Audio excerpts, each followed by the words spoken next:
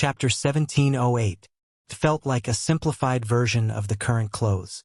Zhang Yuyao looked at Zhang Feng in confusion, unable to speak for a while. She didn't know what was going on in this family. Why did he get so many white stacks? One had to know that white stacks were used by ordinary people to start a fire. Why did he buy so many of them? Not only did Zhang Yuyao find it hard to understand, but Jing Shu was even more so. She stood there in a daze and thought for a long time, but she still couldn't figure out Zhang Feng's thoughts. Finally, the servant standing in the corner noticed them and stepped forward with a smile. "Madams, you're here." As soon as he said that, the busy people around stopped what they were doing and looked at the two women. Zhang Feng also looked over and stepped forward with a smile. "You're here. Come, try my new work." With that, he took out 2 cotton-padded clothes from the 2 servant girls. To be precise, they were red cotton-padded clothes. "Put them on and try them on. I just made them." Zhang Feng showed the cotton-padded clothes with a smile and was about to put them on for the 2 women. The 2 women looked at the cotton-padded clothes with a strange expression. They had never seen these clothes before. They looked really strange. However, since Zhang Feng wanted them to wear them, of course they couldn't refuse. The 2 women looked at each other and put the cotton-padded clothes on their bodies. The moment they put it on, a wave of warmth hit them. It was as if they were wrapped in something. It wasn't that cold anymore. Jing Shu looked at Zhang Feng in shock. "Prince Zhang, this is..." Of course, she knew that it was because of Zhang Feng. Zhang Feng smiled. "This is the cotton-padded clothes I made. How is it? Is it warm?" Zhang Yuyao blushed. Yes, it's very warm. Thank you, young master." She was quite satisfied with this future husband. Now that he made cotton-padded clothes for her, it was really sweet. Zhang Feng smiled. "Let's go. I'll take you to see the cotton-padded clothes." With that, he pulled the 2 women to see the cotton-padded clothes. At this moment, a shout came from outside the door. Feng Zi, we're here to see you." Judging from the voices, it was Li Shimin, Li Yuan, and the others. Originally, Li Shimin planned on coming alone, but he did not know how it got to Li Yuan's ears. Unable to dissuade his father, Li Shimin could only bring Li Yuan along. However, when he saw the scene in the courtyard, Li Yuan's expression was even uglier than when his mother died. He was just short of cursing in his heart. "My flowers. How could it be ruined like this?" There were countless dead and maimed people. He was even trampled under someone's foot. Li Yuan pointed at the precious tribute flowers and plants in the flower bed that were already in close contact with the mud. His face was as black as the bottom of a pot.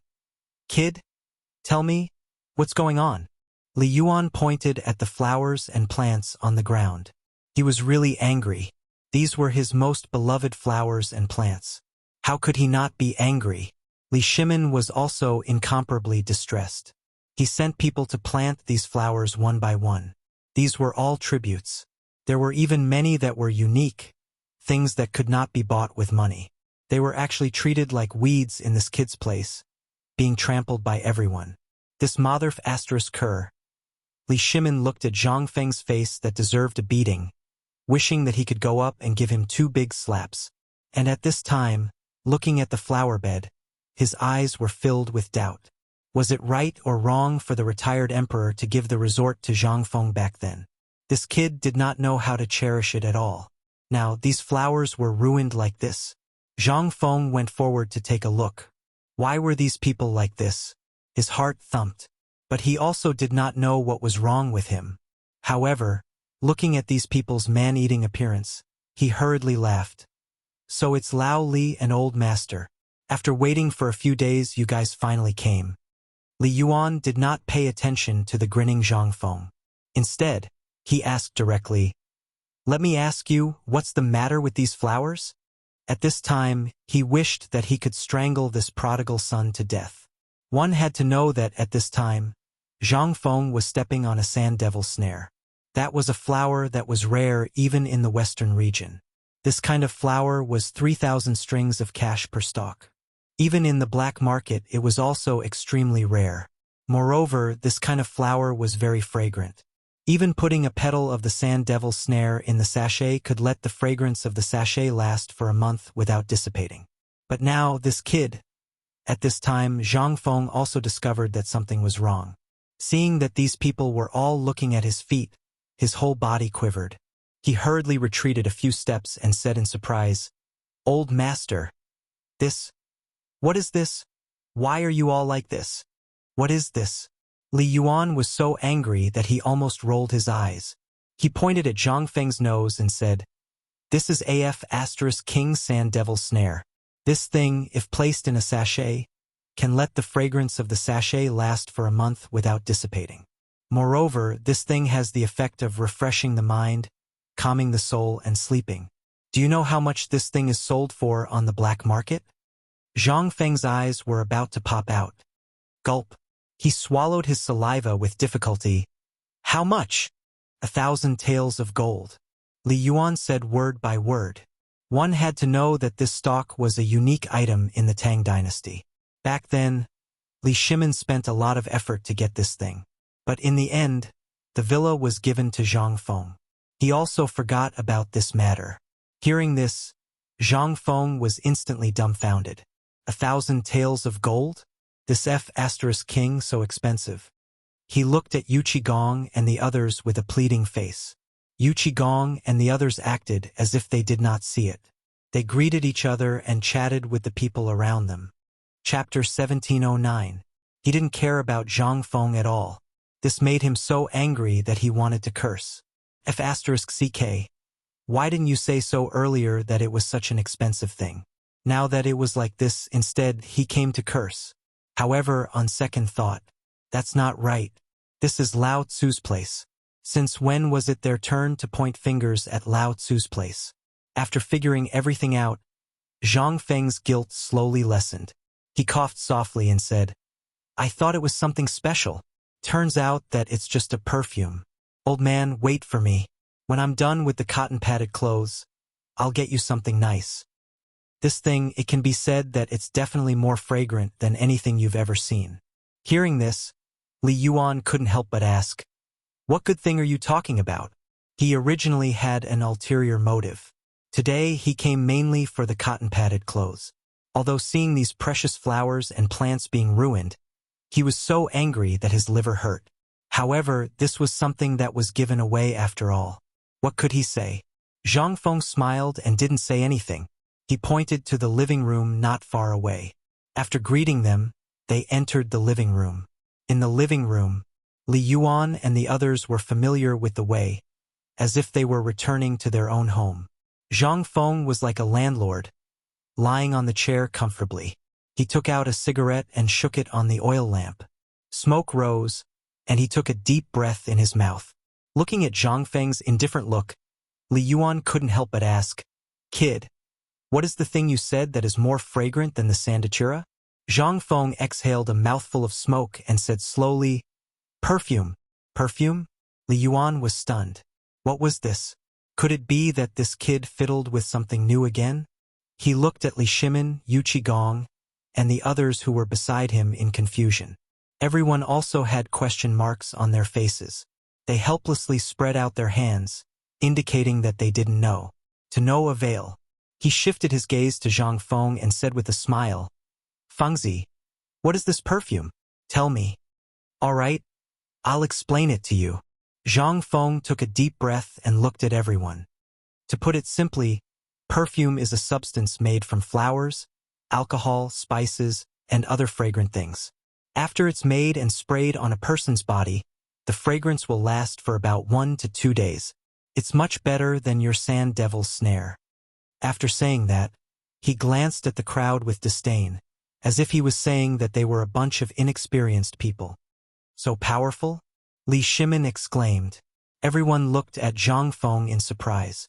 It should be noted that most of the things used to enhance fragrance in the Tang dynasty came from spices and flowers. As for these spices, most of them were imported from the western regions. However, they did not last long and would disperse after a few hours. But this kid said that this perfume could last for 1 to 2 days?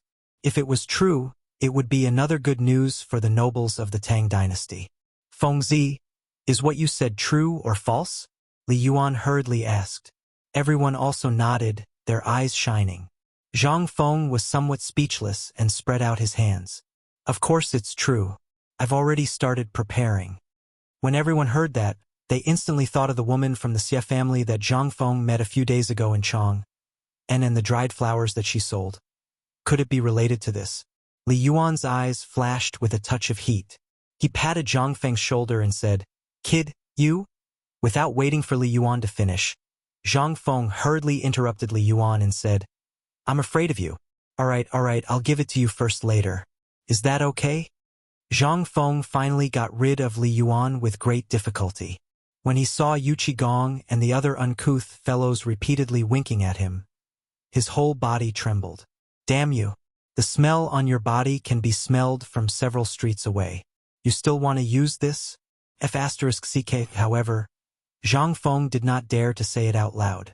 He could only say maliciously, "This thing is too difficult to refine. You can go to the old man and use it first. If it's convenient for you, wait until I mass-produce it."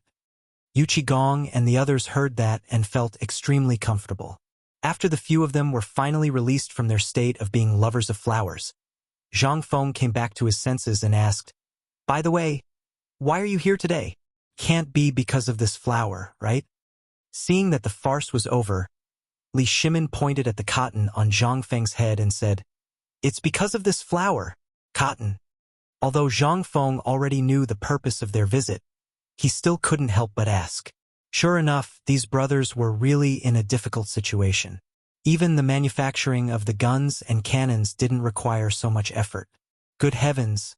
How much effort did they have to put into making a small cotton coat? From this, it could be seen that the war in Chotzi City and the weather in the north had reached an unimaginable level.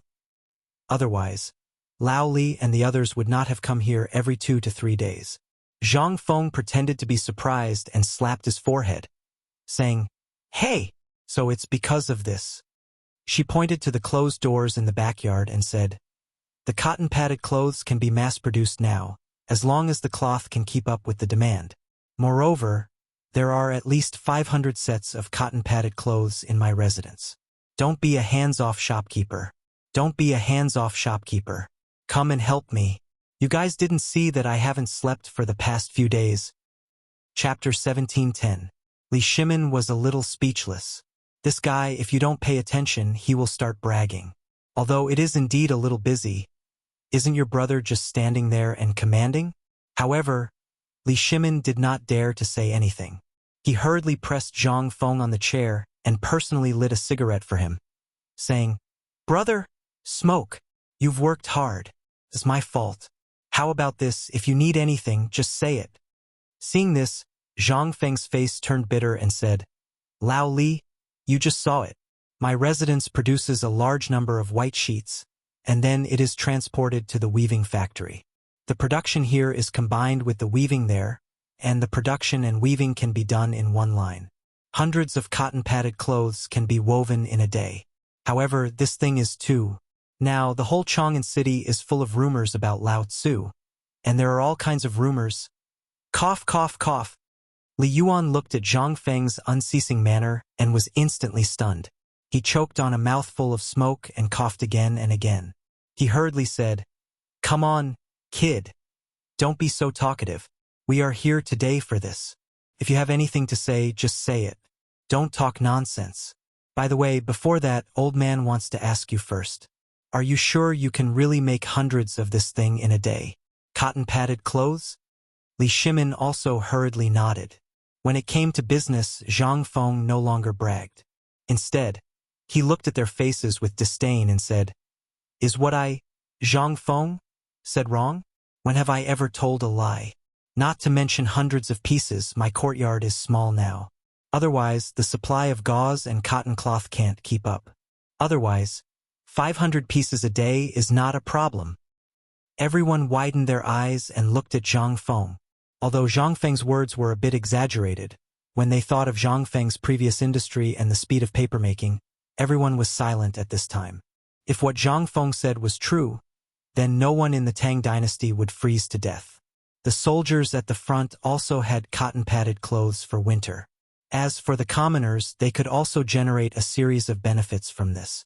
For example, they could collect white fulled silk, sell it, or secretly store the silk. All of these could be exchanged for money, not to mention whether the price of whitefold silk would skyrocket like the cicada pupa. This was also a good thing. The commoners would also be able to make a huge profit because of this. At the very least, the commoners would be able to have a fat new year this year. As for the price, what was that? Although the overall benefits of the Tang dynasty were not very good, the Tang dynasty was not very prosperous. However, there was still some savings in the national treasury. This bit of money, when the cotton-padded clothes were released, it would only be a drop in the ocean. The biggest problem now was the price of the cotton-padded clothes. Once these cotton-padded clothes were mass-produced throughout the Tang dynasty, it would be a great change for the Tang dynasty. Li Yuan and Li Shimin looked at each other and swallowed their saliva. Li Shimin subconsciously asked, "Then how do you plan to price it?" In an instant, everyone fell silent. Even the noise outside the living room seemed to have suddenly stopped at this moment. Everyone seemed to be waiting for this moment, waiting for Zhang Feng to say the price of the cotton-padded clothes. After all, since the cotton-padded clothes were produced, they must be sold. And the price was a big problem. As a new thing, if the price was set too high, ordinary people would definitely not be able to accept it. If the price was set too low, they would lose money and it would harm the interests of the clans. Although Zhang Feng wanted to deal with the clans, now was obviously not the time. The price? Zhang Feng touched his chin and lowered his head to ponder. His mind was spinning quickly. Suddenly, he thought of something and snapped his fingers. 100 coins? How about it? Li Yuan exhaled a mouthful of smoke and nodded. This price is still fair. It doesn't matter if it's a bit more expensive. But, have you ever thought that if you do this, these clans as well as merchants will take advantage of the loopholes and you will even be in danger? After all, killing a person is still very easy for those big clans. When Zhang Feng heard this, he was shocked at first. Then he grinned and said, "Don't worry, old man. Since I, Zhang Feng, dare to accept this business, I have the means to eat it." "What means?" Li Shimin asked in surprise. Zhang Feng waved his hand, indicating for him to calm down. "Lao Li, you have been in the martial arts world for dozens of years, plus our previous cooperation. Have you ever heard me or someone else talk about something?" Li Shimin didn't know what Zhang Feng was talking about. Learning from Zhang Feng, he shrugged and said, "Then tell me if I knew, I would still be with you." Zhang Feng rubbed his nose. He was not angry, but his mind instantly recalled the legendary story of the South where the clothing business was booming in the future. Only then did he say indifferently, "Dumping model? Dumping model? What is this?" Li Shimin exclaimed in surprise. Zhang Feng recalled for a moment and smiled faintly. Dumping model refers to the behavior of an export operator of a country or region, selling its products to another country's market at a price lower than the normal or average price of the domestic market, or even lower than the cost. The purpose is to defeat competitors, seize the market, and thus bring harm to the same or similar product manufacturers and industries in the importing country. Chapter 1711. To put it simply, dumping is the act of suppressing the products of other countries or regions at a lower price. At this time, the living room was so silent that a pin drop could be heard. Everyone looked at Zhang Feng in a daze and said nothing. It was not that they didn't want to speak, but they couldn't. Every word of this idea put forward by Zhang Feng struck their hearts deeply. The people sitting here were all think tanks who worried about how to operate the behemoth of the Tang dynasty all day long. To be able to reach this position, was he not an ordinary person? However, what Zhang Feng said now was like a heavenly book, which really made everyone turn pale with fright. But after thinking about it carefully, they found that what Zhang Feng said was indeed not the slightest problem. For example, wasn't it the same principle as the agent production of cotton-padded clothes? Also, this was the same model as the braised meat shop and Chang'an Hotel.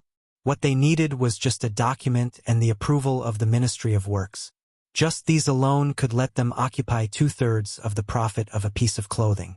This Motherf ***. This was simply a genius. Li Yuan looked at Zhang Feng for a long time before he calmed down. "Fengzi, I really didn't expect that you have understood business so thoroughly. At this time, he had re-examined Zhang Feng because his vision had never been wrong. Li Shimin gave Zhang Feng a thumbs up. Fengzi, you can now be said to be the #1 businessman in the Tang dynasty. After listening to this idea, he seemed to have opened a new world. Although he didn't fully understand, he also benefited a lot. Zhang Feng rolled his eyes at the two and said angrily, "Come on. I'm a businessman in your heart." As soon as these words came out, Li Yuan and Li Shimin couldn't laugh. Yes, what kind of person was Fengzi?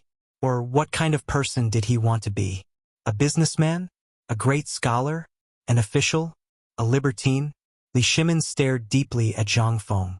Fengzi, what kind of person do you want to be? He also wanted to hear Zhang Feng's thoughts. After being together for so long, he had long regarded Zhang Feng as someone he could get close to. Hearing Li Shimin's words, Zhang Feng's lips curled into a meaningful smile. Safe and sound, the richest in the world. A beautiful wife and beautiful concubines, suave and distinguished. Sorry, I'm a rather vulgar person. Li Yuan and Li Shimin glanced at each other, not knowing what to say. What Zhang Feng said was almost the ideal of all men. However, both of them hoped that the other could enter the imperial court and become an official. Sigh, it's a pity that this fellow's heart isn't here right now.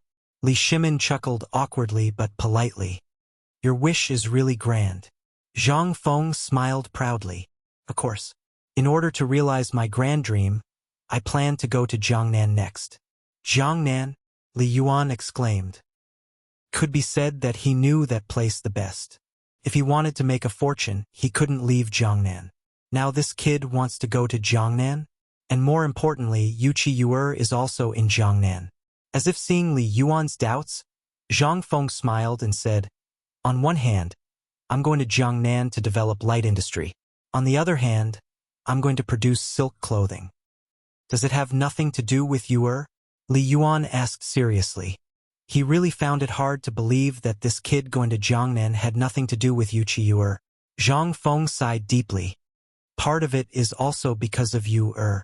After Zhang Feng said this, Yu Qigong and the others on the side all stared at Li Shimin. Seeing Li Shimin like this, everyone suddenly understood. How could he not know the importance of the matter? After all, this matter was given to him. This kid really went to Jiangnan. Wasn't that F***king trapping him? He hurriedly laughed. Yes, Fengzi, let's talk about other things later. Let's talk about your stomach first. The old man didn't eat anything this morning. He said he wanted to come here to eat delicious food. You're good. Zhang Feng glanced at everyone with disdain. They were addicted to freeloading food and drink? But what could he do? Who let his food and drink be too attractive? Zhang Feng shrugged helplessly. Okay, then you wait.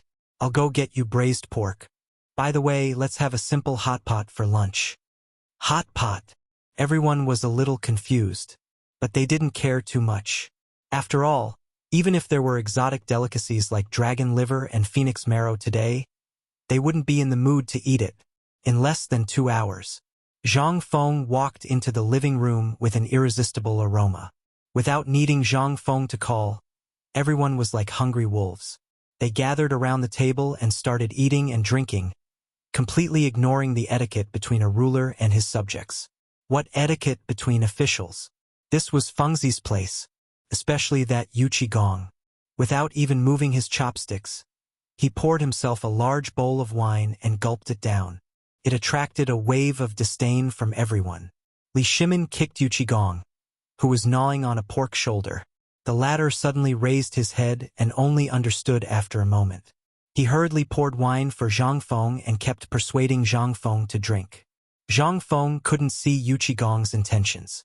He waved his hand to indicate that he couldn't drink. This made Yu Qigong anxious and he urged him to drink even more eagerly. After a while, he drank 2 large bowls.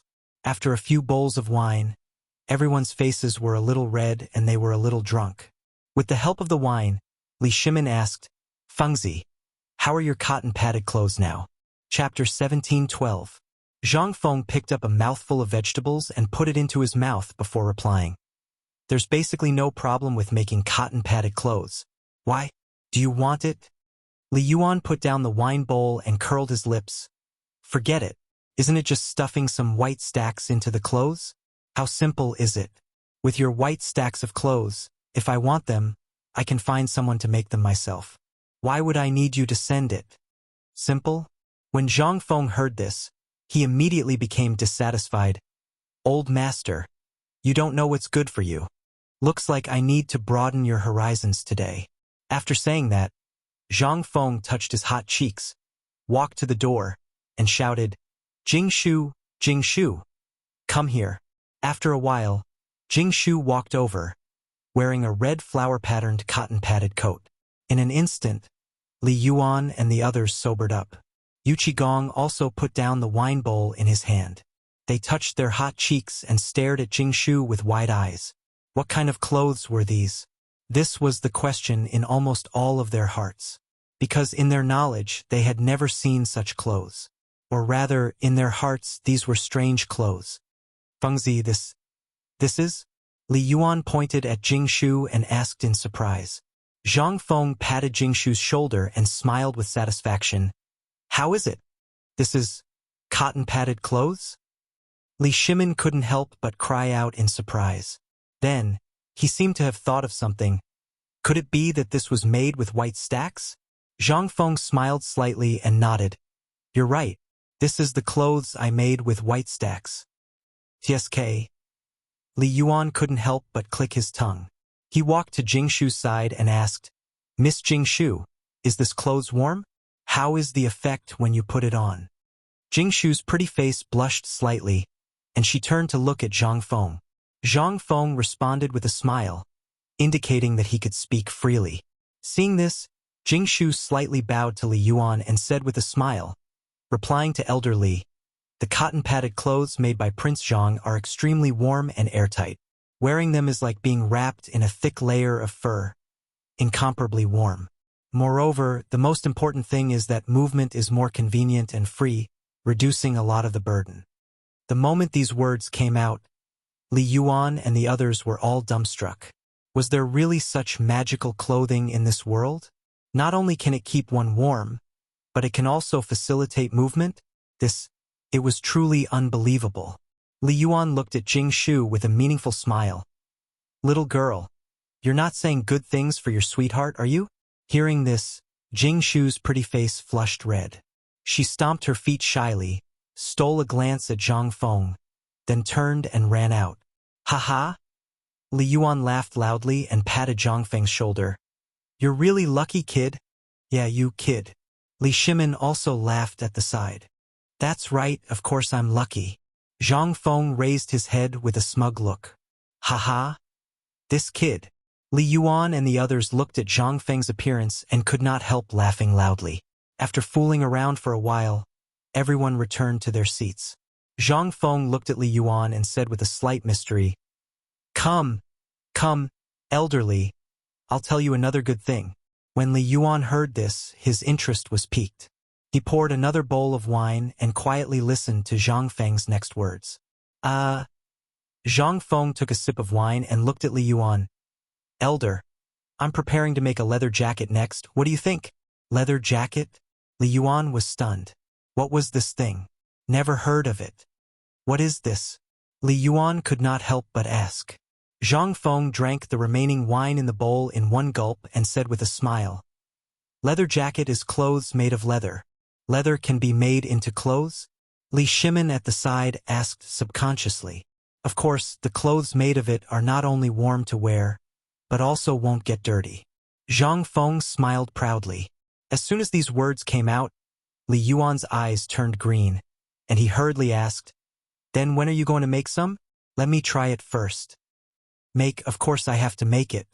Zhang Feng roared and said, That's why I'm preparing to go to Jiangnan next. Hearing this, the faces of Li Yuan and the others changed color. Good boy, so he was waiting here. Fengzi, must you go to Jiangnan? Li Yuan stared at Zhang Feng with a serious face. In his heart, he really did not want the other party to go to Jiangnan. No one understood Jiangnan better than him. There were many clans there, and all of them were guys who ate people without spitting out the bones. If this boy went, could he still come back? However, Zhang Feng did not think so. He looked at the crowd with a serious face. I naturally have my reasons for going to Jiangnan. Jiangnan is known as the hometown of silk. I'm going there this time to open the door of silk. Moreover, it's the stronghold of the Silk Road on the sea. Once we get hold of it, we can completely monopolize the entire Silk Road. In addition, the leather jacket I just said needs to be made in Jiangnan. Like cotton-padded clothes, once the leather jacket is successfully produced, it will be the gospel of the people of the Tang dynasty.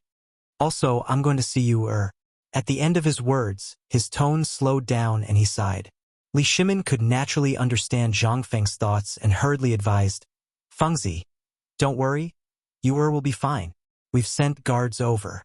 Moreover, with your reputation and hers, no one dares to touch her. Yes. Yu Qigong also hurriedly interjected. If you're leaving, who will take care of these stalls? Chapter 17:13. Zhang Feng wants to leave. He can be said to be the most anxious. In the beginning, the two of them worked together to build the textile factory. Now that Zhang Feng is gone, isn't that pushing him into the fire pit? Zhang Feng doesn't care and is about to express his intentions. At this time, the housekeeper Du Ziding hurriedly walks in. Master, there's a woman outside asking for an audience. She also brought 50 dawn of dried flowers. Master must personally check. Zhang Feng puts down the wine bowl and glances at the door. Woman? I don't know any woman. Could it be that Madame Xie? Go invite her in. Zhang Feng waves his hand, indicating for Du Ziding to leave. A moment later, Du Ziding leads a woman in. Is that Madame Xie Chuyan? She's also carrying a basket full of dried flowers. As soon as she enters, Xie Chuyan's gaze falls on Li Yuan and the others, never leaving. She hasn't seen these people before, but to be able to sit next to Prince Zhang, they should be extraordinary. Especially that middle-aged man, his appearance is out of the ordinary. Between his eyebrows, he exudes the aura of a superior. He should be Lao Li, and that older man, sitting upright on the chair, calm and composed. His whole body exudes an appearance of being in control of the situation. He should be patriarch Li. As for the other one, holding the wine pot without letting go, he should be a subordinate, a thug. It seems that this group of people are the legendary merchants in Chang'an. Could it be they are Lao Li's group that Zhang Feng is on good terms with? Just as her mind is spinning fast, Zhang Feng comes up to greet her. Madame Xie, how have you been? Xie Chuyan is the family of the old scholar after all. No matter what, she can't be rude. Thank you for asking, master. This concubine has always been well, but I didn't know Prince Zhang had guests here. Please forgive my rudeness. Xie Chuyan bows. No need to be polite. These are my good friends. Please sit. Zhang Feng smiles faintly and points to the chair next to him. Xie Chuyan nodded and straightened her skirt before sitting down slowly. She placed the basket on her lap and looked at Zhang Feng with a faint smile. Young master, I've already taken care of the dried flowers. They're all outside the courtyard. Today, I've brought some samples for young master to enjoy. Zhang Feng glanced at the dried flowers in the basket, then looked at Xie Chuyan and smiled. Thank you, madam. Young master, what are you talking about? I was just doing something insignificant. Xie Chuyan waved her hand and handed the basket to Zhang Feng. Zhang Feng took the basket and placed it at his feet. Xie Chuyan pointed at the courtyard and asked curiously, Young master, why are there so many white stacks in your courtyard? She had already noticed it when she entered the room, but she had held it in until now. Oh, you mean that? Zhang Feng glanced at the courtyard and slowly said, That's the raw material I'm going to use to make cotton-padded clothes. Cotton-padded clothes? What is this? Xie Chuyan couldn't help but ask. Zhang Feng smiled faintly. That's the winter clothes I made. It's airtight and as warm as summer. Moreover, it can guarantee that you can move freely. As soon as his voice fell, Xie Chuyan's delicate body trembled. Zhang Feng's words were like a bolt from the blue, exploding in her mind. Cotton-padded clothes? Dried flowers? Could it be that Prince Zhang is going to use dried flowers to make clothes? Her family had a silk business that was once popular, but she had never heard that dried flowers could be made into clothes. She only knew that dried flowers could be made into sachets. Prince Zhang is indeed extraordinary. I admire you. Xie Chuyan bowed, her eyes revealing a respectful expression. Li Yuan also nodded, thinking that what she said was correct. He then asked, Madam, I wonder what you came to the Zhang estate for this time? Hearing this, Xie Chuyan shifted her gaze to Li Yuan, secretly sizing him up. This should be the master of their group. After sizing him up, she replied in a neither servile nor overbearing manner. This time I came to deliver flowers to Prince Zhang. Deliver flowers? Li Yuan didn't understand. The flowers he gave Zhang Feng were no less than 1,000. And the result? They were all King ruined by this prodigal son. This time, what kind of flowers did you buy? He looked at Zhang Feng, asking suspiciously, Kid, why do you still want flowers? Do you think you haven't ruined them enough? Without waiting for Zhang Feng to answer, Xie Chuyan interjected, These flowers are not flowers of the past. Moreover, this time I gave Prince Zhang 50 stone flowers, all of which are placed in the courtyard. What? 50 stones? Li Yuan exclaimed. Even Li Shimon's eyes widened. Yu Qigong was no longer in the mood to drink. This is 50 stones. One stone is roughly equivalent to 120 caddies in the future. After conversion, 50 stones is equivalent to 6,000 caddies. This is not grain.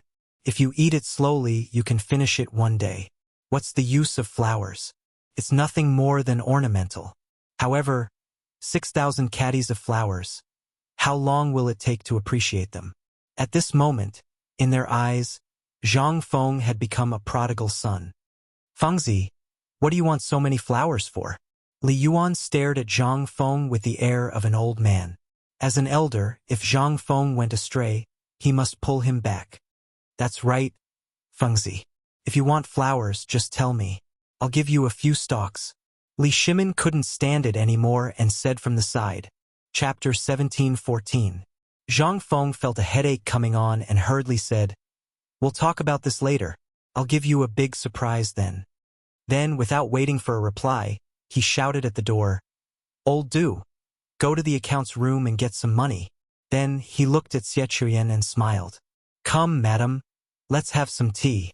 Madam, I heard that the Xie family is quite famous in Jiangnan. May I ask if you've heard of a girl called Yu? Xie Chuyan was stunned. Li Shimon couldn't help but be shocked. He coughed and said, Old Yu, how can you let Fengzi pay for such a small thing? Take it as a gift from me. Take Madame Xie to see the flowers and discuss the future needs of the flowers. I have something to ask Fengzi. Yu Qigong had been shocked by Zhang Feng's words. When he heard Li Shimon's words and saw the look in his eyes, how could he not understand? He hurriedly accepted the order. When Xie Chuyan heard that, she could only follow Yu Qigong out. After all, they weren't just here to sell these things today. There was also the huge deal of dried flowers in the future. After all, dried flowers were plentiful in Jiangnan. They were bought for less than a copper coin per caddy. But Zhang Feng wanted to buy them for 2 copper coins per caddy. Once this deal was done, she and her family would have a firm foothold in Chang'an. Xie Chuyan followed behind Yu Qigong in silence. Finally, they stopped at a study. Yu Qigong turned around and stared coldly at Xie Chuyan without saying a word. At that moment, the sound of a pin dropping could be heard. The atmosphere in the room suddenly became tense. Xie Chuyan looked at the man in front of her and felt that he was a stranger. Since their first meeting, she had always thought that this man was just an ordinary servant or thug. But now, the feeling he gave her was incomparably heavy. It was like a sharp blade that could pierce her heart if she wasn't careful. She didn't think that her judgment would be wrong. But now, everything in front of her was a slap in the face. Finally, the oppressive atmosphere eased a little. Yu Qigong was the first to speak.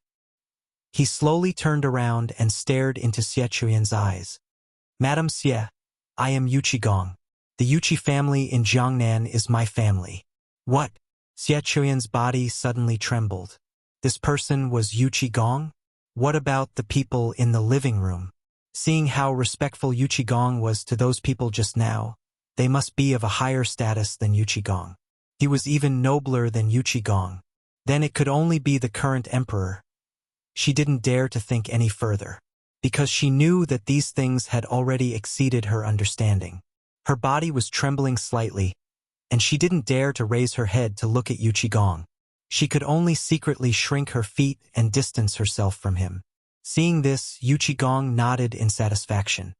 It's good that you know. Don't say it out loud. It's not good for anyone. Now, our identities are what you know.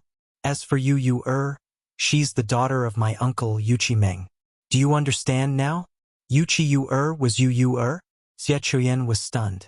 She, who had lived in Jiangnan for a long time, was very familiar with this name, because the Yuqi family could be considered a household name in Jiangnan. Because of Yu Qigong's reputation, everyone gave them face. So this Yu and Zhang Feng? She didn't continue to think about it, because she was afraid that she would know something she shouldn't know. Yes, this concubine understands. Xie Chuyan hurriedly agreed. She was just a downtrodden woman. How could she dare to offend the person in front of her? She could only agree repeatedly.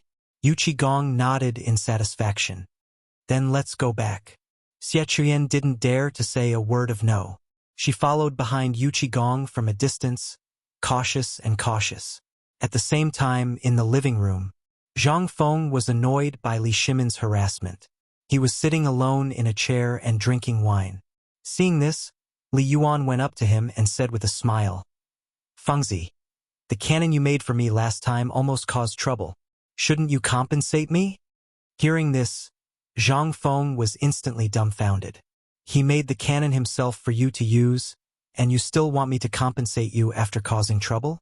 What kind of logic was this? Sure enough, both father and son were equally shameless. Of course, he couldn't say this out loud. He glanced at Li Yuan in disdain and said faintly, "Then I'll teach you a new kind of poker game later. How about it?" "Boring." Li Yuan waved his hand. "I'm tired of playing poker. Do you have any new things?" Hearing this, Zhang Feng instantly had a headache. If you don't go out every day, you'll get tired of playing anything. His mind spun quickly. Finally, he thought of something. "How about this? When I'm done, I'll make something called mahjong for you to play with." "Mahjong?" Li Yuan became interested and hurriedly asked, "What is this mahjong thing?" Chapter 17:15. Zhang Feng rolled his eyes and suddenly smiled. "This is a game for 4 people to play. Everyone is gathered around a table, rubbing the tiles, counting the tiles, and looking at the tiles. The entire set of mahjong has 144 tiles, made up of coins, suazi, and wangguan. There are 9 tiles of each type. The basic playing style is simple and easy to learn, but there are many variations. The combinations vary from person to person. Playing this can make the family harmonious, promote unity, and enhance friendship. Moreover, I once heard from my teacher that he went to a place where men and women had to play 2 rounds every day, or else they would feel uncomfortable all over." As soon as he finished speaking, a pa sound was heard. Looking over, they saw Li Shimin glaring at Zhang Feng with a pair of tiger-like eyes. His palms slammed on the table, already red. This is gambling that harms people. He was harmed by playing cards, so he knew what was going on as soon as he heard it. Naturally, he was angry. "Hey, how is this gambling?" Zhang Feng waved his hand, indicating that Li Shimin should not be angry, and then explained, "This kind of thing, if made small, is entertainment. If made big, it is gambling. However, the bad thing is the human heart.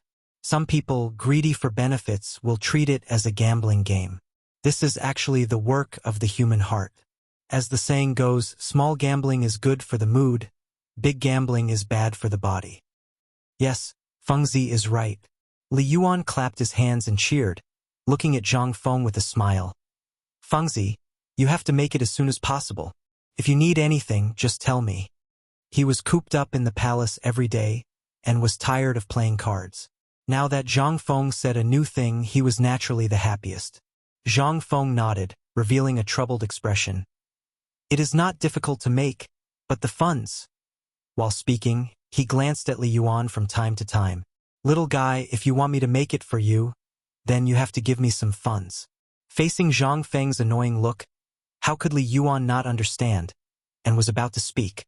A series of footsteps came from the door. Everyone looked towards the door. It was Yuchi Gong and Xie Chuyan. Seeing this, Zhang Feng hurriedly went up to greet her. Madam Xie, you're finally back. What took you so long? Please take a seat. Xie Chuyan nodded.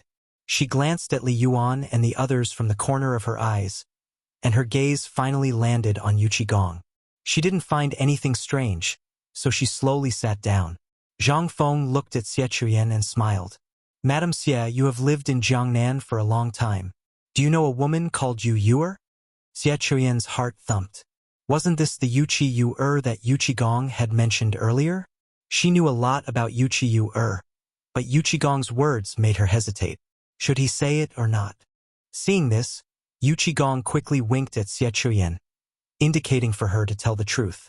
Xie Chuyan understood, then looked at Zhang Feng and said, Prince Zhang, I know you Yuer, but now a playboy from the Jiangnan clan is pestering her. What? Zhang Feng's expression changed. He suddenly stood up and slapped the table beside him. That reckless fool dares to pester my woman? After that, he waved his sleeves, walked to the door and roared, old do, order people to seize the weapon.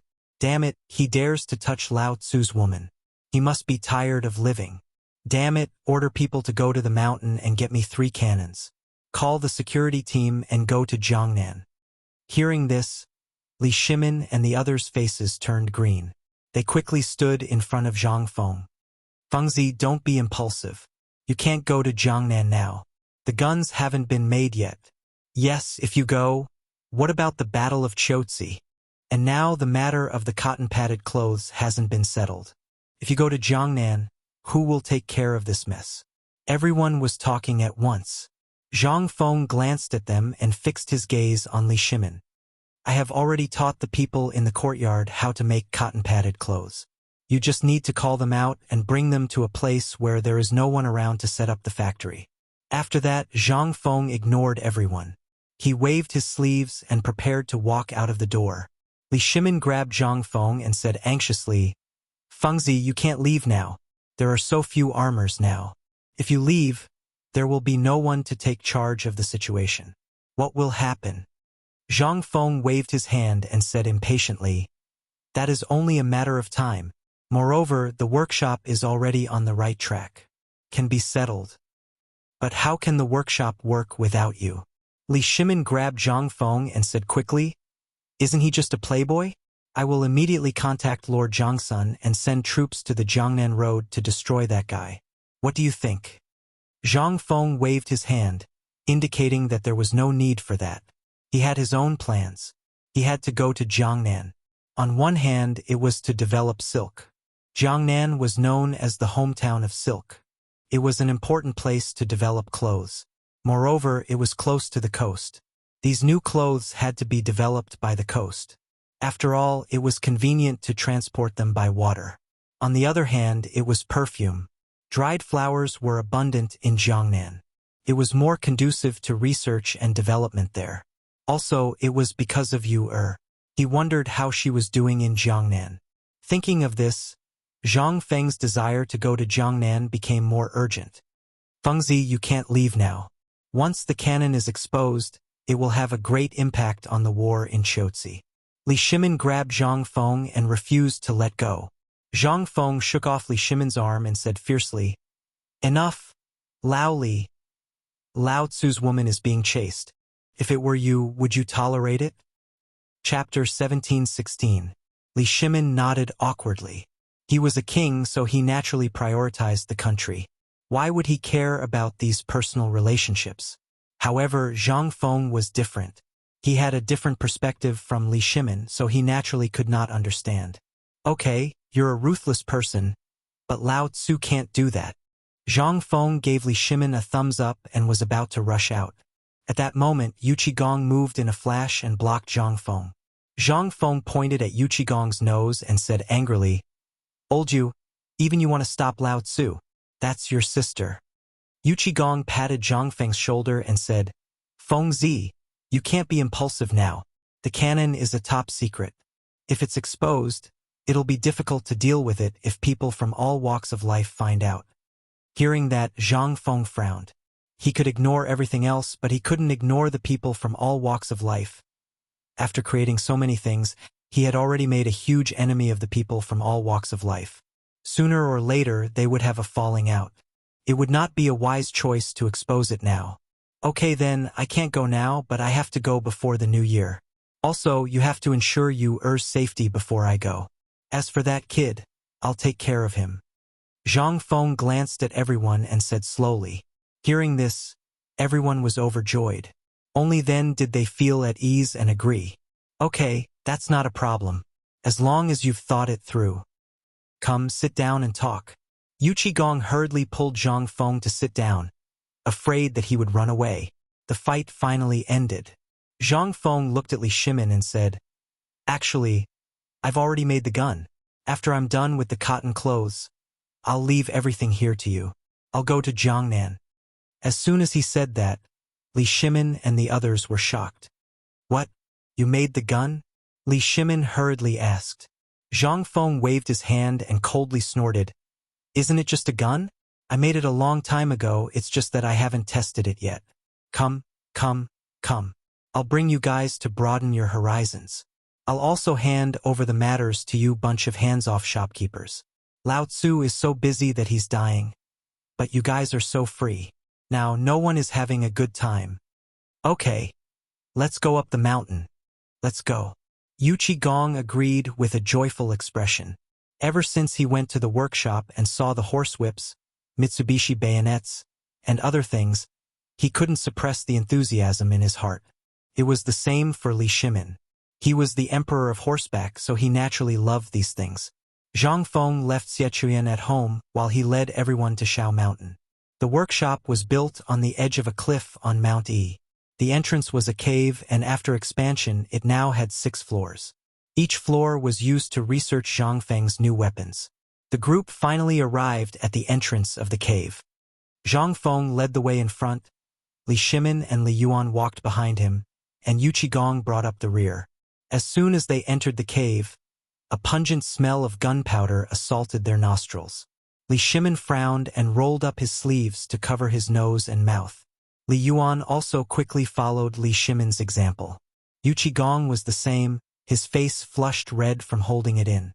Not long after, a series of metallic sounds came from the cave, like a string of beautiful notes. Although it was disorderly, it added a lot of color to this spacious cave. The deeper they went, the higher the temperature. Li Shimin even felt his body begin to heat up, and sweat kept dripping from his forehead. At this moment, he wished he could turn around and leave. But thinking that he was about to see a gun, he calmed down. He wiped the sweat from his forehead and gritted his teeth as he walked forward. Yu Qigong was the same, beads of sweat the size of beans pouring down. This temperature was hotter than the hottest days of the year. Who could endure it here? Fortunately, he was a military general and his endurance was strong, and he was still walking forward. And Li Yuan was supporting Yu Qigong, panting heavily. He was a little exhausted. Finally, everyone walked through the passage with difficulty and came to the cave. At this time, the temperature in the cave was very high. A table was placed in the middle, and many messy parts were placed on it. There were dozens of oil lamps on the table, illuminating the cave as if it was daytime. There was a large furnace around, and a few shirtless men were taking something from the furnace. Looking carefully, it looked like a long sword, but it was a little different. Those men took out the long sword, placed it on the stone platform beside them, and started to beat it. Ding! Ding! It formed a series of striking notes. As soon as they came in, Li Shimin and the rest were like entering a grand garden, opening a new world.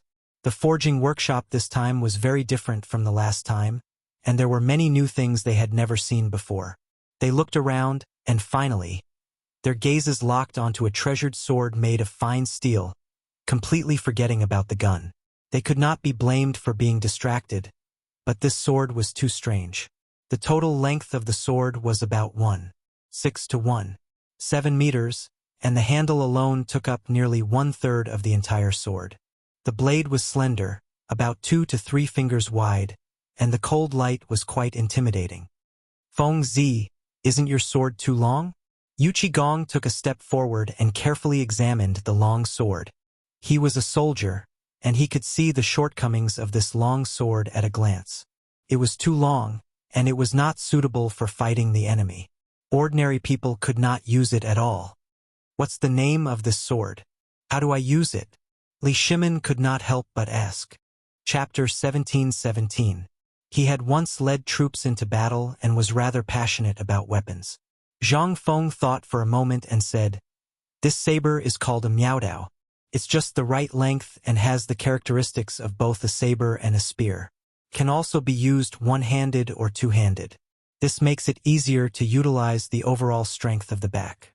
When used against an enemy, it can be used in a series of twists and turns. It's swift and fierce, and the saber will follow the user's movements." "Really?" Gong glanced at the miaodao in disbelief. "If you don't believe me, you can try it." Zhang Feng glanced at the crowd and finally fixed his gaze on Gong with a faint smile. "Try it?" Gong looked at the crowd in surprise. "Let's try it." With that, Gong began to roll up his sleeves, eager to try. Seeing this, Zhang Feng hurriedly waved at the crowd. "Everyone, stop what you're doing and spread out. Give old you some space." As soon as he said that, the crowd hurriedly stopped what they were doing and hid far away, afraid of being accidentally injured. Gong glanced around and saw that the crowd had spread out. He held the saber hilt with both hands and picked it up with a light push. He first stabbed forward and then slashed behind him. The more he used it, the smoother it became. He began to wave it in the air. Soon, he had grasped how to use the miaodao with ease. Seeing that Gong was getting more and more excited, Zhang Feng hurriedly shouted, "All right, old you, stop." Hearing this, Gong slowed down his movements and reluctantly put down the long blade. He wiped the sweat on his forehead and said with a smile, "This blade of yours is really not bad. If you use it with cavalry, you might be able to achieve the effect you mentioned just now." Zhang Feng nodded. "Of course, the miaodao is thin and long, especially suitable for light cavalry." "Good. With this saber, when you present it to the imperial court, you might be rich again." Li Shimin patted Zhang Feng and smiled. From Gong's demonstration just now, he could see that the miaodao was extraordinary. If it was used on the battlefield, it might be able to achieve unexpected gains. Zhang Feng smiled and said, "Well, we're done looking at the saber. Let's go look at the spear." "Io, how could I forget about this? Go, go, go." Li Shimin slapped his head and hurriedly pulled Zhang Feng to look at the gun. With that, Zhang Feng led the way to another cave. As soon as they entered, everyone was shocked by everything in front of them.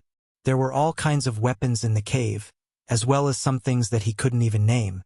These things attracted everyone's attention, making it hard for them to take a step forward.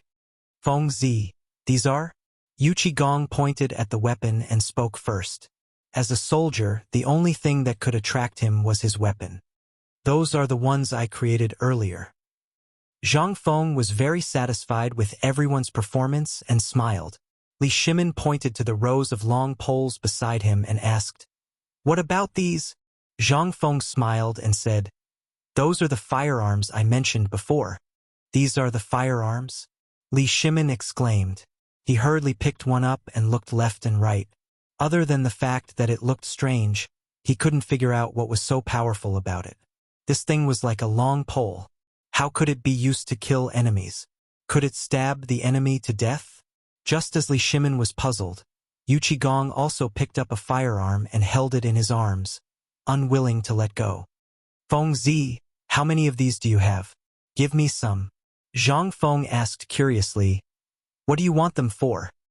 Gong chuckled and said, "For my family's guard."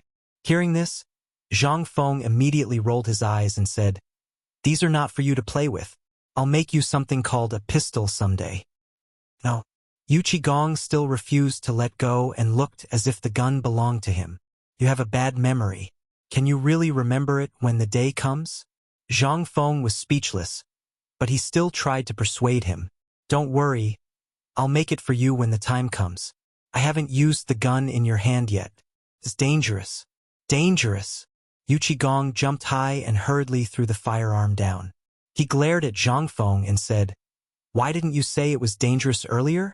You want to harm me?" Zhang Feng rolled his eyes at Yu Qigong and said angrily, "You wanted to play with it yourself. Don't blame me." Li Yuan, who was waiting on the side, was a little impatient. He hurriedly interrupted and said, "All right, Feng Zi, don't keep us in suspense. Quickly tell us how to use this thing."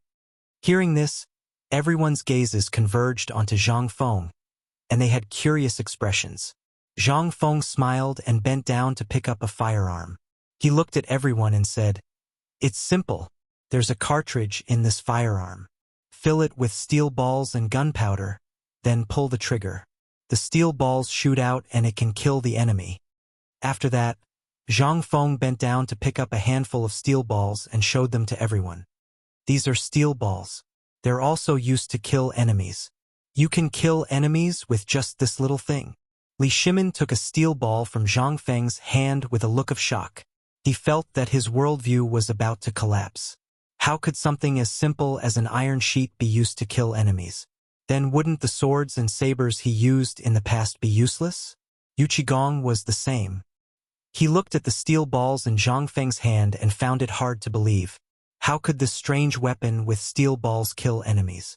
Chapter 17-18. Zhang Feng looked at everyone's doubtful eyes and smiled. "I knew you wouldn't believe me. Let's go. I'll show you." After that, Zhang Feng yelled at the entrance of the cave, "Alkinen, Alkinen, get 2 men to carry the muskets and some wooden signs." Not long after, Alkinen came over with 2 big men. "Dean, tell them to move the muskets to a flat area and bring out some steel balls." After that, Zhang Feng led Li Shimin and the others out of the cave. Not long after, they arrived at a slightly spacious area. Algernon and the 2 large men followed behind them. "Arkanon, set up 4 wooden signs 100 meters in front of me. Draw 10 circles on them, and write numbers from 1 to 10 on each circle from the outside to the inside." Zhang Feng pointed at the spacious area in front of them and said to Alkinen. Alkinen didn't know what Zhang Feng wanted to do, but he didn't ask. He just nodded and did as he was told. After a while, the wooden signs were all set up. The crooked circles were drawn on them. Zhang Feng picked up a gun and checked it. After making sure there was nothing wrong with it, he opened the bullet hole, bent down, grabbed a handful of steel balls and started to press the bullet. As he pressed the bullet, he looked at everyone.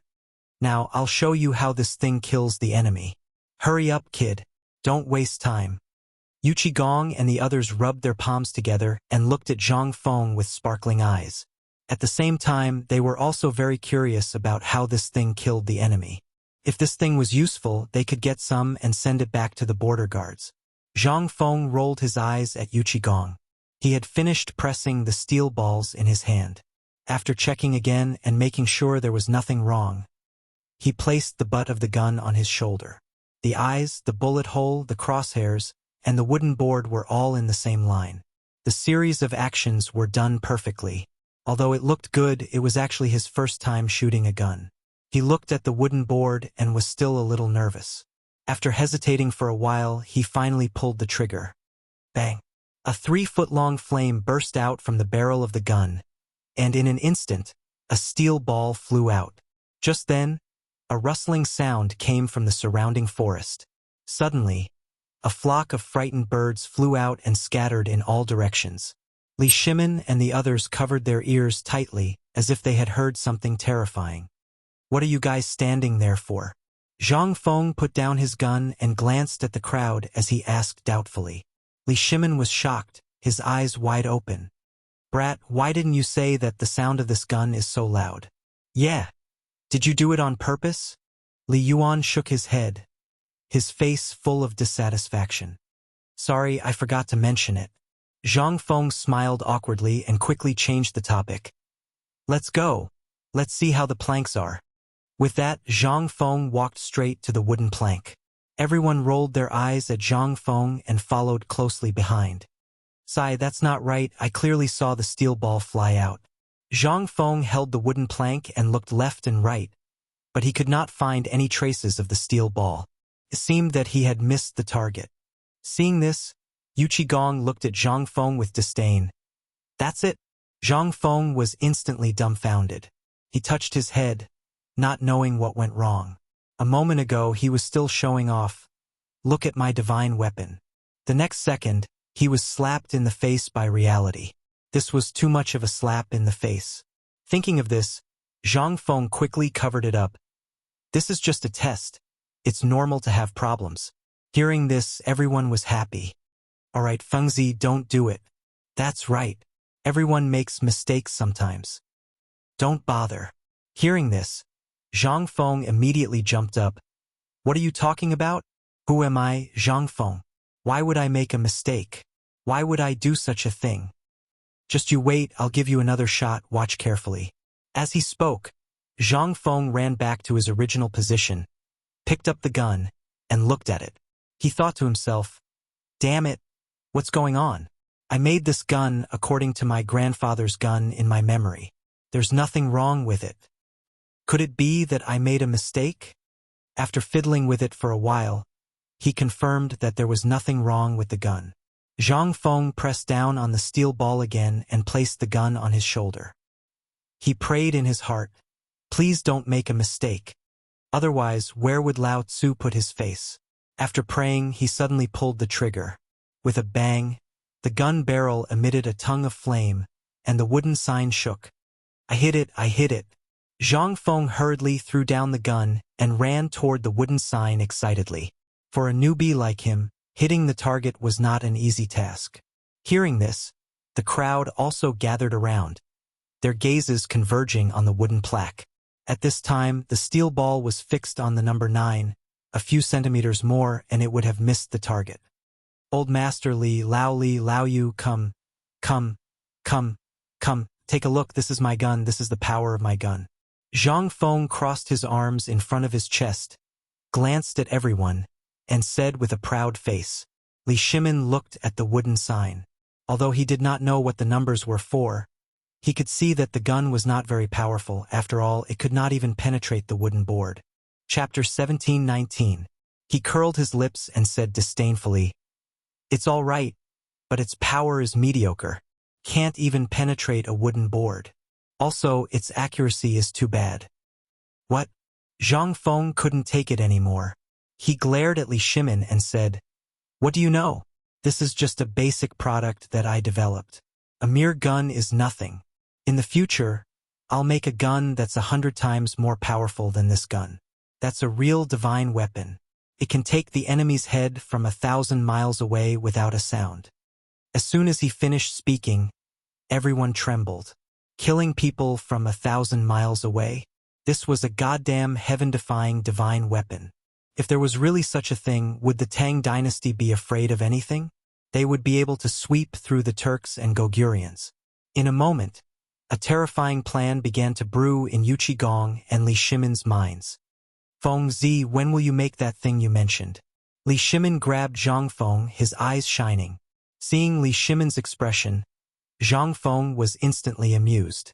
He thought to himself, you old brat, didn't you say that my fellow is useless? The corners of his mouth curled up slightly, and he deliberately coughed twice, acting like an old man. Ahem, what's the hurry? You haven't even learned how to walk, and you already want to run. You guys should play with the gun first. How can we not be anxious? If there's that thing you mentioned, the soldiers at the front line will be confident of winning the battle. Also, you'll be able to get a lot of benefits. Yuqigong hurriedly said. He really wanted this weapon. If it was given to the soldiers, who knew how many fewer people would die? All right, I got it. You should practice with this gun first. Zhang Feng waved his hand and said impatiently. In fact, he wasn't sure when he could make it. He was only in the preparation stage now. With that said, everyone returned to the front of the blunderbuss. Each of them picked up a blunderbuss and began to practice under Zhang Feng's guidance. Bang, bang, after a series of gunshots, another flock of birds flew through the forest. After practicing for a while, it was already dusk. Everyone felt irritated and wanted to drag Zhang Feng down the mountain. After descending the mountain, the crowd did not linger and went their separate ways. The next morning, when the sky was still bright, the streets of Chang'an were already boiling. Peddlers from all over the country were peddling their wares on the streets. Peddlers and servants were also preparing to set up sheds on the ground, preparing for a day of work. Tong Hui Fong's basketball court was already filled with many youngsters who were showing off their skills. With the continuous cheers, the stadium was full of enthusiasm. Not long after, a few teenagers in gorgeous clothes walked down the field. "Brothers, do you know about the Zhang residence's cotton-padded clothes?" "Of course I know." As soon as they sat down, they began to chat. They were all famous playboys in Chang'an, so they were more well-informed than ordinary people. "I heard that the Zhang residence has already started selling it." "Are you serious? Did President Zhang really manage to play with that piece of white paper?" "Of course. I heard that the sales are pretty good. It's quite warm to wear." Hearing this, everyone present was stunned. Everyone knew that Zhang Feng's piece of white paper was not very popular at first, but now it was really successful. President Zhang's products are probably not ordinary. I have to go back and ask my father to buy some. Otherwise, there won't be any left. A quick-witted dandy picked up his clothes and ran away. Another playboy's expression changed as if he had sensed something. He said as he ran, "Brothers, I have something to do at home. I'll leave first." Those who could survive in Chang'an were not fools. Looking at everyone's expressions, the other playboys immediately reacted and hurriedly found an excuse to go home. Coincidentally, this scene was heard by a peddler who was selling fermented rice. Startled, he hurriedly picked up the pole and walked back home. On the street, he bumped into a friend who was selling things together. "Juzi, why are you walking so fast?" "Wait, I have something to say to you." "What is it?" "Hurry up and say it. Don't delay Lao Tzu's business." "Do you remember what I told you about the Zhang Mansion's cotton-padded clothes?" "The Zhang Mansion has started selling cotton-padded clothes." "What? The Zhang Mansion has started selling cotton-padded clothes? I have to go and take a look." After that, the friend threw down his burden and ran home. Just like that, in a short while, one person spread to 10 and 10 spread to 100.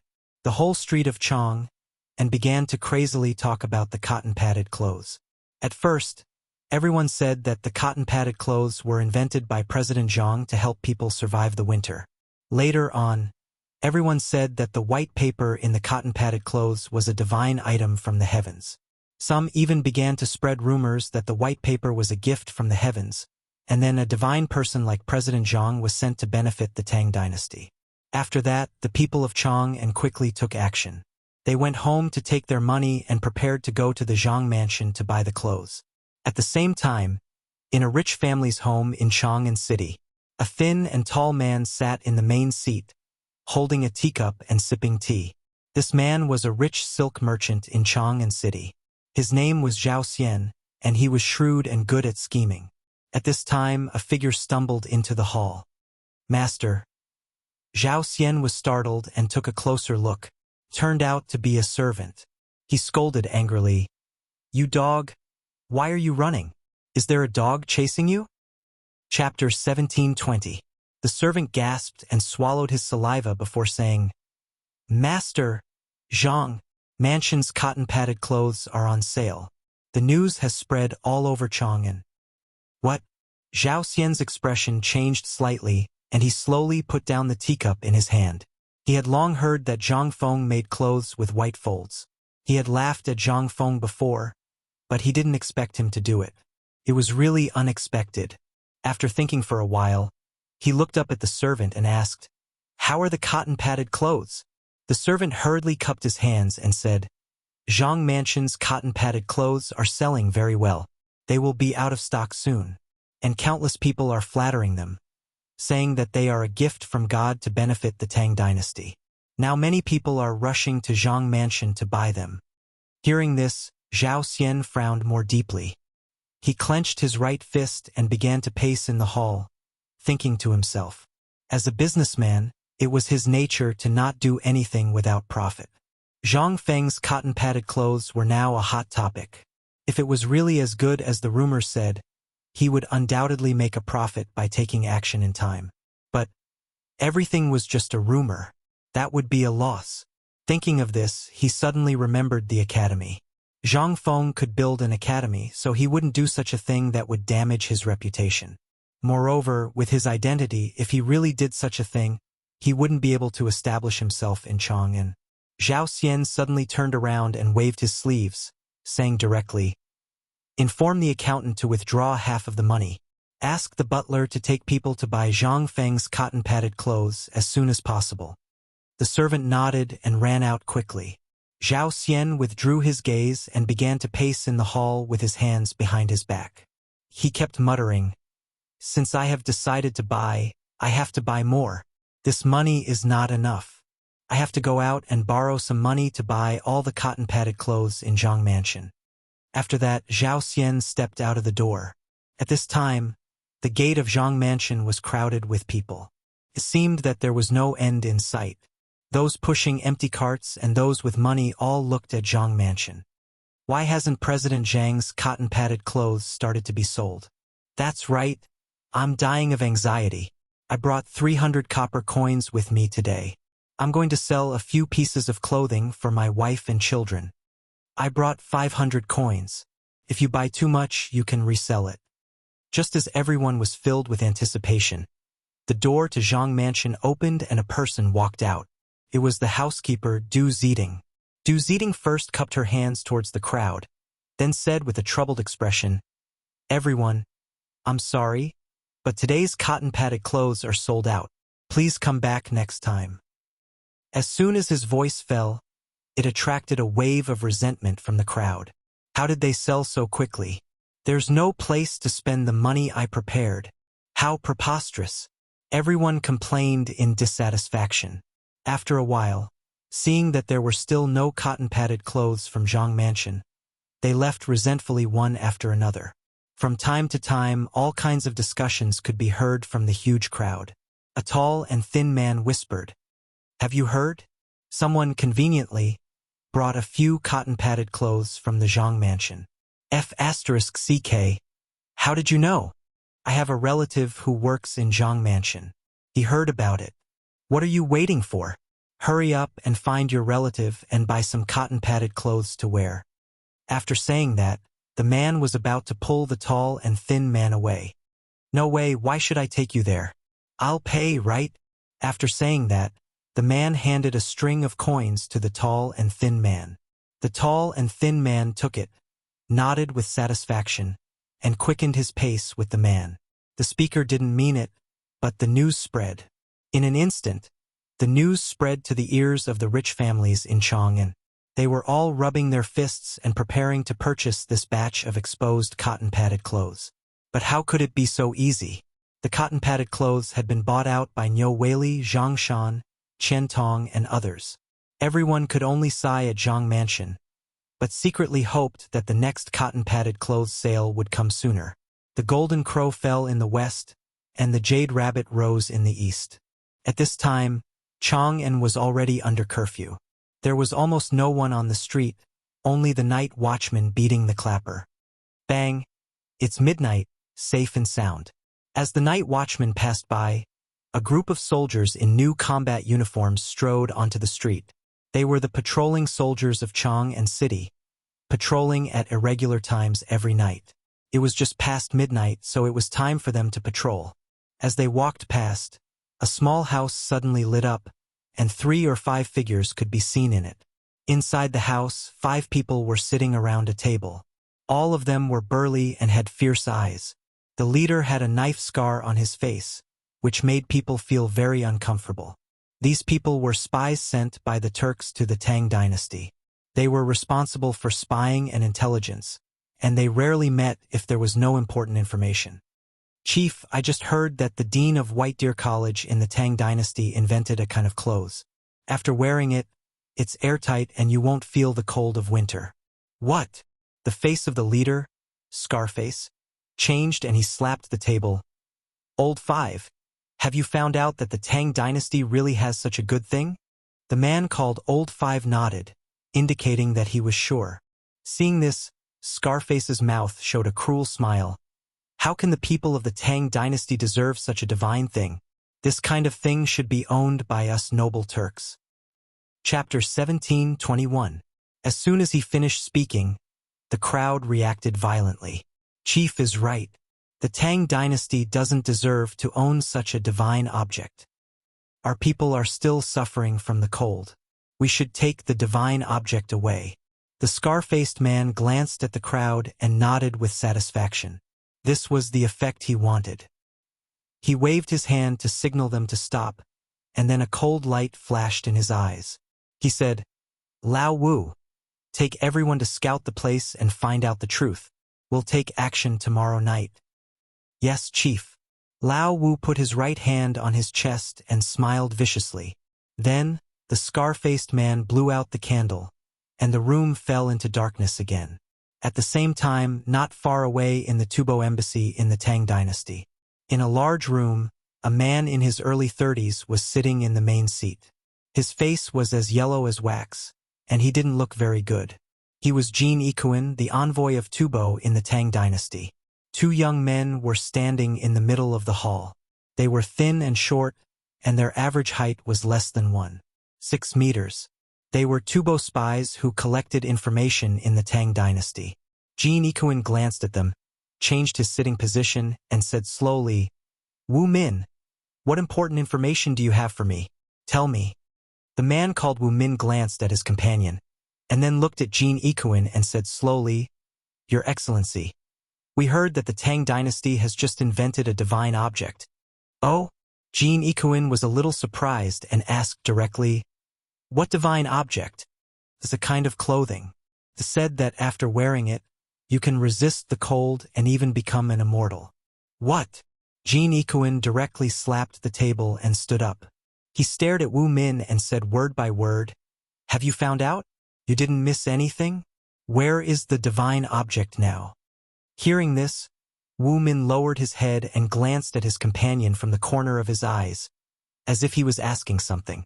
His companion immediately gave him a reassuring look.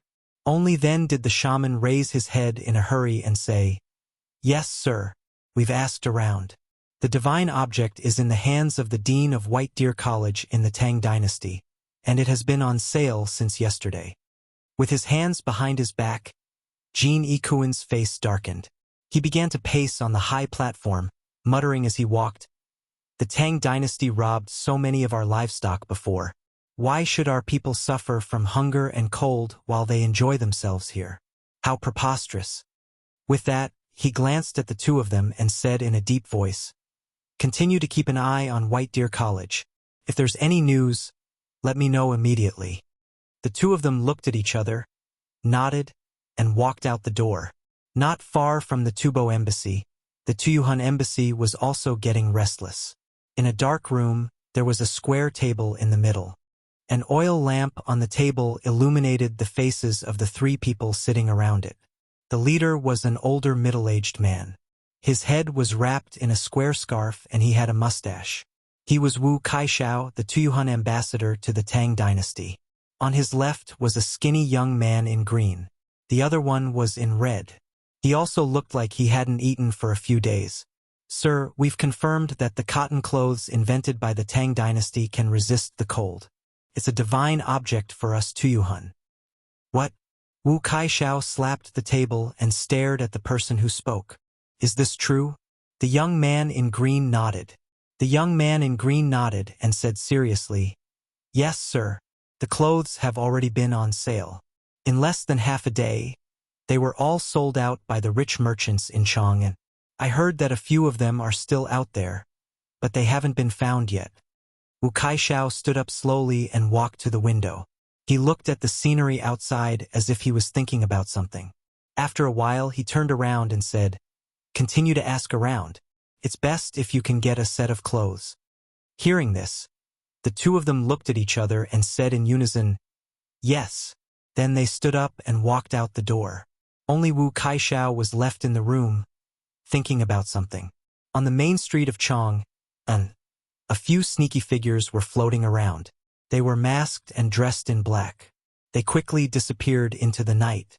Just as they walked past, a group of soldiers in new combat uniforms heard them and quietly walked behind them with Mitsubishi bayonets in their hands. The sudden slash of the axe made them shudder violently. Without waiting for them to speak, The soldiers carried them to a house not far away. Inside the house, there were 2 rows of soldiers standing in neat rows.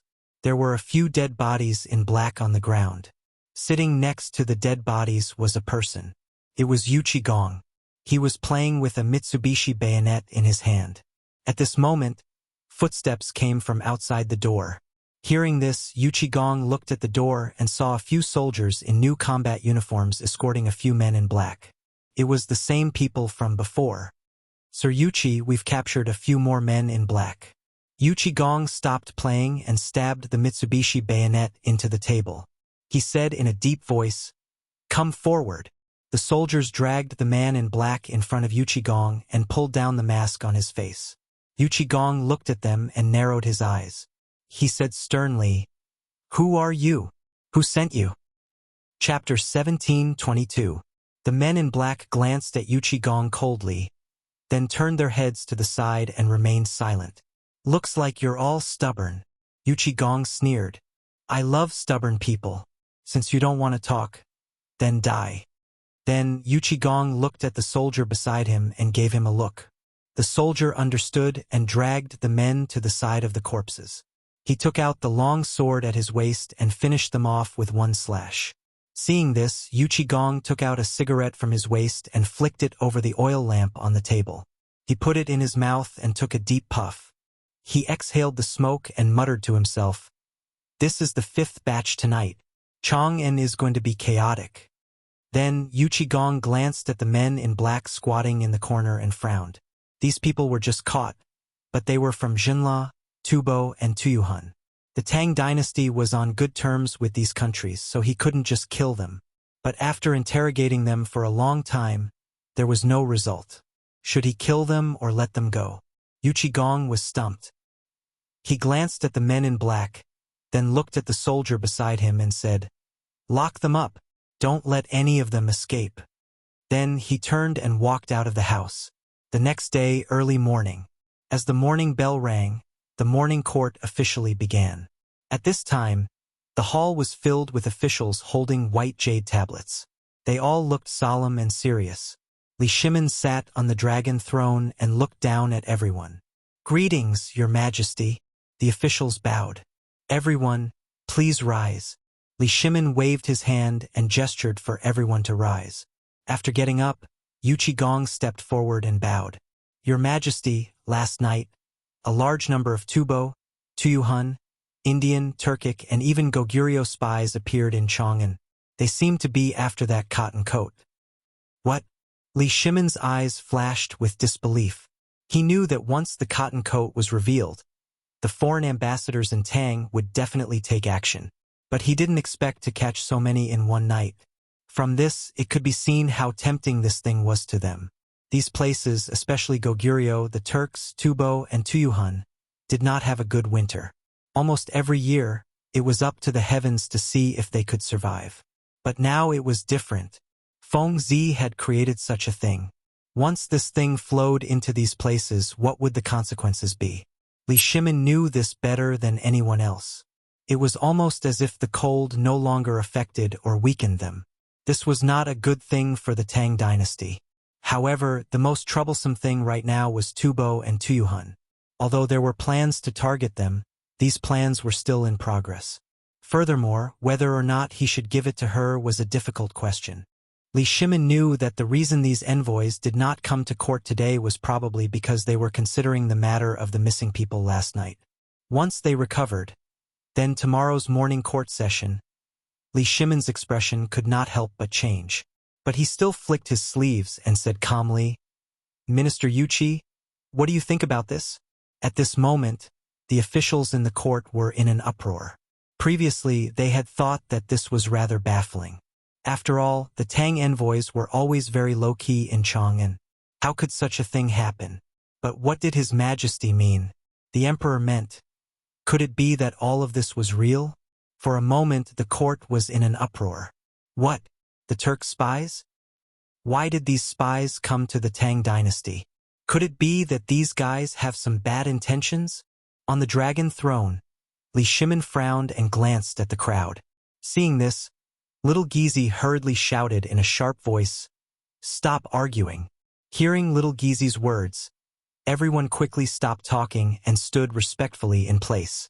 Seeing this, Li Shimin shifted his gaze to Yu Qigong and said slowly, Yu Qigong, tell me in detail what happened last night. Yes, Your Majesty. Yu Qigong regained his composure and said, Last night, when I was patrolling Chang'an, I discovered quite a number of men in black. Later, I sent guards to apprehend them, but they were discovered to be Turkic spies. After interrogating them, they refused to say anything and were killed by me. However, later on, I discovered quite a number of spies from Jinla, India, Tubo, and Tuyuhan. Among them, there were even some Woku spies who wanted to break into Zhang Mansion at night.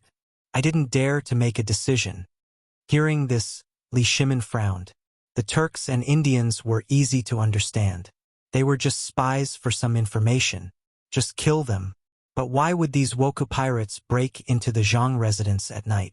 Could it be related to the recent cotton clothes? I need to interrogate them more. And Jinla, Tubo, and Tuyuhan. The Tang dynasty has always been on good terms with them. What are they thinking now that they sent spies? If I kill these people, it will inevitably cause conflict between the two countries and may cause some unnecessary trouble. But if I don't kill them, I can't show the imperial power of the Tang dynasty. This is a bit difficult. Chapter 1723. He glanced at the crowd and said slowly, Dear ministers, what do you think we should do with these spies? As soon as he finished speaking, everyone frowned. They looked at each other and pretended to be mute. Wei Zhang, who was standing at the front, turned his head and glanced at the crowd with disdain in his heart. He thought to himself, You guys are usually the ones who quarrel the most. Why aren't you talking now? Why are you all pretending to be mute? After a cold snort, Wei Zhang took a step forward with the white jade tablet in his hand. Your Majesty, I suggest that we release all these spies. Li Shimin looked at Wei Zhang in surprise. Dear Minister, why do you suggest that we release these spies? Yes, why do you want to release these spies, Lord Wei? Don't you know what kind of harm it will cause to the Tang dynasty if we release these spies? Everyone looked at Wei Zhang with a puzzled expression. Let's not talk about what kind of loss it will cause to the Tang dynasty. Even if we kill them, there will be spies who will continue to sneak into the Tang dynasty. There are thousands of spies. Can you kill them all? If we release these spies, it will be different. Wei Zhang smiled faintly and said slowly. A grand scribe walked out and asked curiously, What's the difference? Wei Zhang glanced at the grand scribe and said, If we release these spies, we can numb these countries and make them relax their vigilance. It will be more convenient for the Tang dynasty to do things. How can we do that? If we release these spies, they will think that the Tang dynasty is afraid of them. The grand scribe waved his sleeve and was very dissatisfied. Then, he looked at Li Shimin and said, Your Majesty, please give the order. I am willing to lead the army to immediately attack Tubo, Jinla, and other countries. I only need 200,000 soldiers. As soon as he finished speaking, a row of generals stood up as if they had been injected with chicken blood. Your Majesty, I only need 150,000 soldiers to immediately attack Tuyuhan and show the imperial power of the Tang dynasty. Your Majesty, I only need 100,000 soldiers to attack the Woku pirates. Everyone presented their memorials one after another, expressing their determination to establish their careers. Nonsense. Zhang Sun Wuji immediately stood up and scolded. The Battle of Chotzi is getting more and more intense. How can we attack other countries? Moreover, Lord Wei is right. Releasing these spies is undoubtedly the best choice for the Tang dynasty. Zhang Sun Wuji ignored the grand scribe and turned to Li Shimin. He cupped his hands and said, Your Majesty, this subject suggests that we release these spies. As soon as he finished speaking, the other civil officials exchanged glances with one another before stepping forward one after another. Your subjects agree. This subject agrees. Seeing this, Li Shimin narrowed his eyes. He didn't say anything, but his mind was racing. According to Wei Zhang, releasing the spies and continuing to maintain a good relationship with Jinla, Tubo, and Tuyuhan would also numb the enemy and make them think that the Tang dynasty was afraid of them. At most, they would lose some face. In this way, it would be more beneficial for the future development of the Tang dynasty. However, if they started a war with these countries, the Battle of Chotzi would definitely be affected. Once they became angry and joined forces with the Turks, India, and other countries, the Tang dynasty would definitely not be able to stop them. At that time, it wouldn't be a matter of a few spies, but a matter of several countries.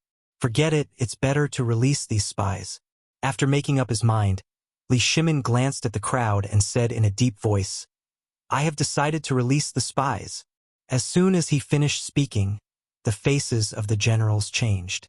They hurriedly cupped their hands and said, "Your Majesty, you can't. If you let these people go, what will happen to the imperial prestige of the Tang dynasty?" "Yes, Your Majesty, you can't let these people go." Li Shimin narrowed his eyes and waved his sleeves. "I have already decided on this matter. There is no need to discuss it further. Yuchi Gong, release these spies immediately after the court is dismissed." After that, Li Shimin walked out of the side hall without looking back. Imperial study. Li Shimin sat on the dragon throne with a lit cigarette in his hand. He took a deep puff and exhaled smoke, looking like he was enjoying it. After a while, a few heads popped out of the door. Li Shimin took a closer look and found that it was Yuchi Gong and the others who were in the court just now. "Come in." Li Shimin took the cigarette and said lightly. Hearing this, Yuchi Gong, Chang Yaojin, Wei Zheng, Zhang Sun Wuji, and the others walked into the imperial study together. "Your Majesty." Everyone bowed. Li Shimin exhaled a mouthful of smoke and said slowly, "No need to be so courteous in the study. Let's talk about what happened in the court just now." Although he agreed to release the spies just now, he still felt a little uncomfortable in his heart. After all, these guys all had ulterior motives. He still needed to be on guard. Wei Zhang stepped forward and said, "Your Majesty, releasing the spies is not a big deal. This is also a step to ease the Tang dynasty's Chotzi war. But, I'm afraid..." Wei Zhang frowned at this point. "Old Wei, what are you afraid of? Hurry up and say it. You're stuck at the crucial moment." Chang Yaojin said unhappily. Wei Zhang glanced at Chang Yaojin. Seeing that Li Shimin was also a little impatient, he said, "Your Majesty, do you remember when the Tang dynasty borrowed food from Tubo and Tuyuhun?" Hearing this, Li Shimin was stunned. He clearly remembered that when Tubo and the Tatangu locust calamity had caused a huge uproar, that brat Zhangfeng had schemed against them.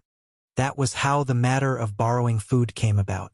One had to know that Tubo and Tuyuhun were poor and remote places. Their families did not have enough food to eat. Chapter 17:24. Thus, they half sold and half gave the pigs to the great Tang. At that time, in the eyes of the Tubo and Tuyuhun, these were filthy animals. They couldn't even fill their stomachs, so how could they feed the pigs? Of course, the people of Chang and city also thought the same. They all thought that Zhang Feng and himself were crazy to want such things. However, they didn't expect that Zhang Feng's behavior would shock everyone.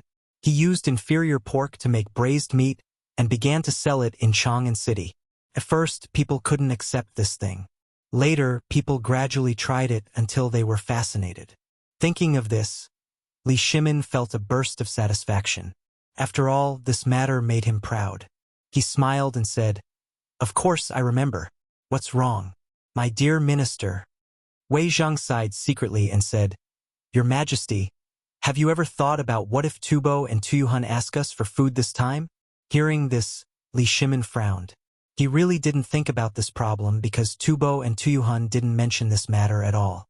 It was as if this incident had never happened. Everyone had forgotten about it. Now that Wei Zhang mentioned it, he slowly recalled. "Have you thought of a way?" Li Shimin asked. As soon as his voice fell, Chang Yaojin jumped out. "What way? We've already borrowed it. Your Majesty, let's be straightforward and not return it." Yes, those two guys won't dare to come to the Tang dynasty. To the side, Yuchi respectfully agreed. Wei Zhang denied, "No, this matter must be dealt with. Otherwise, it will affect the relationship between the Tang dynasty and the two countries." Li Shimin frowned. If it were other countries, they wouldn't return it. However, Tubo and Tuyuhun had always been friendly with the Tang dynasty. Moreover, the people of the two countries were still in a state of food shortage. The people did not have enough to eat, and there were internal riots. The Tang dynasty had just sent 100,000 soldiers to help them stabilize the situation. If things turned sour at this time, what would happen to the soldiers of the Tang dynasty? What if the other side flew into a rage out of humiliation and joined the Battle of Chotzi? Then what do you think we should do? Li Shimin took a puff of his cigarette and said slowly. Wei Zhang said with an embarrassed expression, Your Majesty, the Tang dynasty doesn't have much food in reserve. It's not enough to repay the debt. In fact, he didn't have a solution in mind. He just brought it up for everyone to discuss. Damn, since you don't have anything to return, why did you keep talking? If you want me to say it, what's there to return? I borrowed it with my own ability, why should I return it? Chang Yaojin said in a sarcastic tone. That's right. Those two old fellows can't even take care of themselves right now. How would they have the time to ask for food from us? I think you guys are worrying too much. Yu Qigong also laughed it off. In fact, Li Shimin had thought of not returning the debt. However, because of the Battle of Chotzi, he couldn't do that. After all, he was the emperor and had to think of the entire Tang dynasty. At this time, Zhang Sun Wuji, who had been silent all this time, stood up and smiled faintly. Your Majesty, this matter was planned by Zhang Feng. It's reasonable to say that he should solve it. Hearing this, Li Shimin slapped his thigh and said in realization, Yes, it was that boy's idea. He should solve it. Everyone nodded secretly as if to say that it was all this boy's fault. Let's go and find that boy. Li Shimin stood up and walked directly to the door, followed by everyone. Zhang Mansion. Zhang Feng was supervising the servants and maids to make cotton-padded clothes. Yesterday's cotton-padded clothes were sold out as soon as they went on the market. He had to hurry up and make some today, or they would be out of stock. Under his tireless guidance, a rough roar came from outside the door. Fengzi, are you home? Zhang Feng pricked up his ears. Yes, it must be old Chang and old Yu again. These two voices could be heard 2 alleys away. He didn't need to look to know who they were. Zhang Feng walked to the door and saw Lao Li and the others. He smiled faintly and said, I'm home. Come in. Okay, we thought you weren't here. Chang Yaojin stepped forward and put his arm around Zhang Feng's shoulder and said with a smile. Yu Qigong also laughed at the side. Only Li Shimin and Wei Zhang had sullen faces, as if someone owed them money. Seeing this, Zhang Feng said with a smile, What's wrong? Lao Li, old Wei, who owes you money? It's all your fault. Li Shimin rolled his eyes at Zhang Feng. After saying that, he walked toward the study of the Zhang residence. Wei Zhang sighed inwardly, glanced at Zhang Feng, and followed Li Shimin. Zhang Feng was confused for a moment. He pointed at Li Shimin's back and said to Chang Yaojin, What's wrong with Lao Li? What trouble did I cause? Don't pay attention to him. Let's go to the study and get some good wine for me and old He. Chang Yaojin waved his hand and pulled Zhang Feng into the study. Yes, don't pay attention to him. Bring out your good wine. Yu Qigong also laughed at the side. Zhang Feng scratched his head and didn't think too much. He said to Du Ziding, who was working in the courtyard, Old Du, bring 2 jars of good wine to the study and make a few dishes. Du Ziding understood and quickly went to prepare. After saying that, the 3 of them walked to the study with their arms around each other's shoulders. Chapter 17:25. In the study, Li Shimin was sitting on a chair with a cigarette in his hand. His face was full of worry. Wei Zhang, Zhang Sun Wuji, and the others were also unhappy. Seeing this, Zhang Feng went up and asked, What's wrong with you guys today? Why are you all the same? Wei Zhang tilted his head and looked at Li Shimin. Seeing that the latter was unwilling to speak, he sighed. He looked at Zhang Feng and said, Fengzi, do you remember the last time when Tubo and Tuyuhun borrowed food? Of course I remember. Zhang Feng took out a cigarette from his waist and walked to the light. He took a deep breath and said, What happened? He could be said to be the leader of this matter. Braised meat was popular at that time. How could he not remember? It's good that you remember. Wei Zheng nodded and continued. I heard from Lord Zhang's son that last night, many spies from Tujue, Tubo, Tuyuhun, Zhenla, and other places were caught in Chang. They seem to want your cotton-padded clothes. Want my cotton-padded clothes? Zhang Feng glanced at Wei Zhang as if he had expected this. This is normal. I just didn't expect them to come so quickly. The cotton-padded clothes were a unique thing. To Tujue, Tubo, Tuyuhun, and other places it was a divine item. Moreover, when the cotton-padded clothes were sold, it had already caused a stir in Chang'an. Tujue, Tubo, Tuyuhun, and other places were like hungry wolves that smelled meat. How could they let it go? Naturally, they would pounce on it. Therefore, this was not difficult to understand. It was just that he did not expect the other party to come so quickly. The cotton-padded clothes had just been sold and the other party had already known about it. From this point of view, there were many spies from Tujue, Tubo, Tuyuhun, and other countries lurking in Chang'an, and their strength was not low. Regarding Zhang Feng's prediction, everyone just looked at him in surprise and did not say anything. After all, they also knew how terrifying the benefits of the cotton-padded clothes were. It would be abnormal if they didn't have any ideas about it. Wei Zhang nodded and said, "The spies were caught. During the morning court session today, the emperor considered the relationship with Tubo and Tuyuhun and released the spies. However, he was worried that they would ask for the grain from last time." At this time, Li Shimin, who had been silent all this time, interrupted, "That's right, Feng Zi. Last time it was your idea to borrow food. You have to find a way to make up for this." Hearing this, Zhang Feng glanced at everyone and said with a smile, "I thought it was something big. Just this? Is it worth making you all cry?" Fang Xianling couldn't take it anymore. He said angrily, "Don't talk big, kid. What ideas do you have?" That's right. Even the core ministers of the imperial court had no way to deal with it. What idea did this brat have? Everyone looked at Zhang Feng curiously. Zhang Feng looked at everyone and said with a proud smile, "Don't Tubo and Tuyuhun want the cotton-padded clothes? As long as we use the cotton-padded clothes to shut their mouths, they won't come to the Tang dynasty to ask for grain." As soon as he finished speaking, Li Shimin said with a hint of anger, "Don't you know what cotton-padded clothes mean to Tubo and Tuyuhun? If the cotton-padded clothes were given to these countries, they would not be threatened by the cold, and their national strength would be greatly increased. This was not a good thing for the Tang dynasty." Chang Yaojin picked up a bowl of wine, swallowed a mouthful, and said with a smile, "Maybe this brat is holding back some evil ideas." Yu Qigong poured himself a bowl of wine and echoed, "That's right. Would he let himself be taken advantage of?" Zhang Feng glanced at everyone and smiled faintly. "Let me ask you first. How much is Tubo and Tuyuhun producing now?" Wei Zhang frowned slightly, thought for a moment and said, "About 10,000 stones a year." Li Shimin nodded. In fact, he didn't know about this. Zhang Feng took a puff of his cigarette and said slowly, "The people in Tubo like silk. Since that's the case, we'll cater to their preferences. We'll use silk made from silk and mulberry silk to exchange for the right to sell cotton-padded clothes.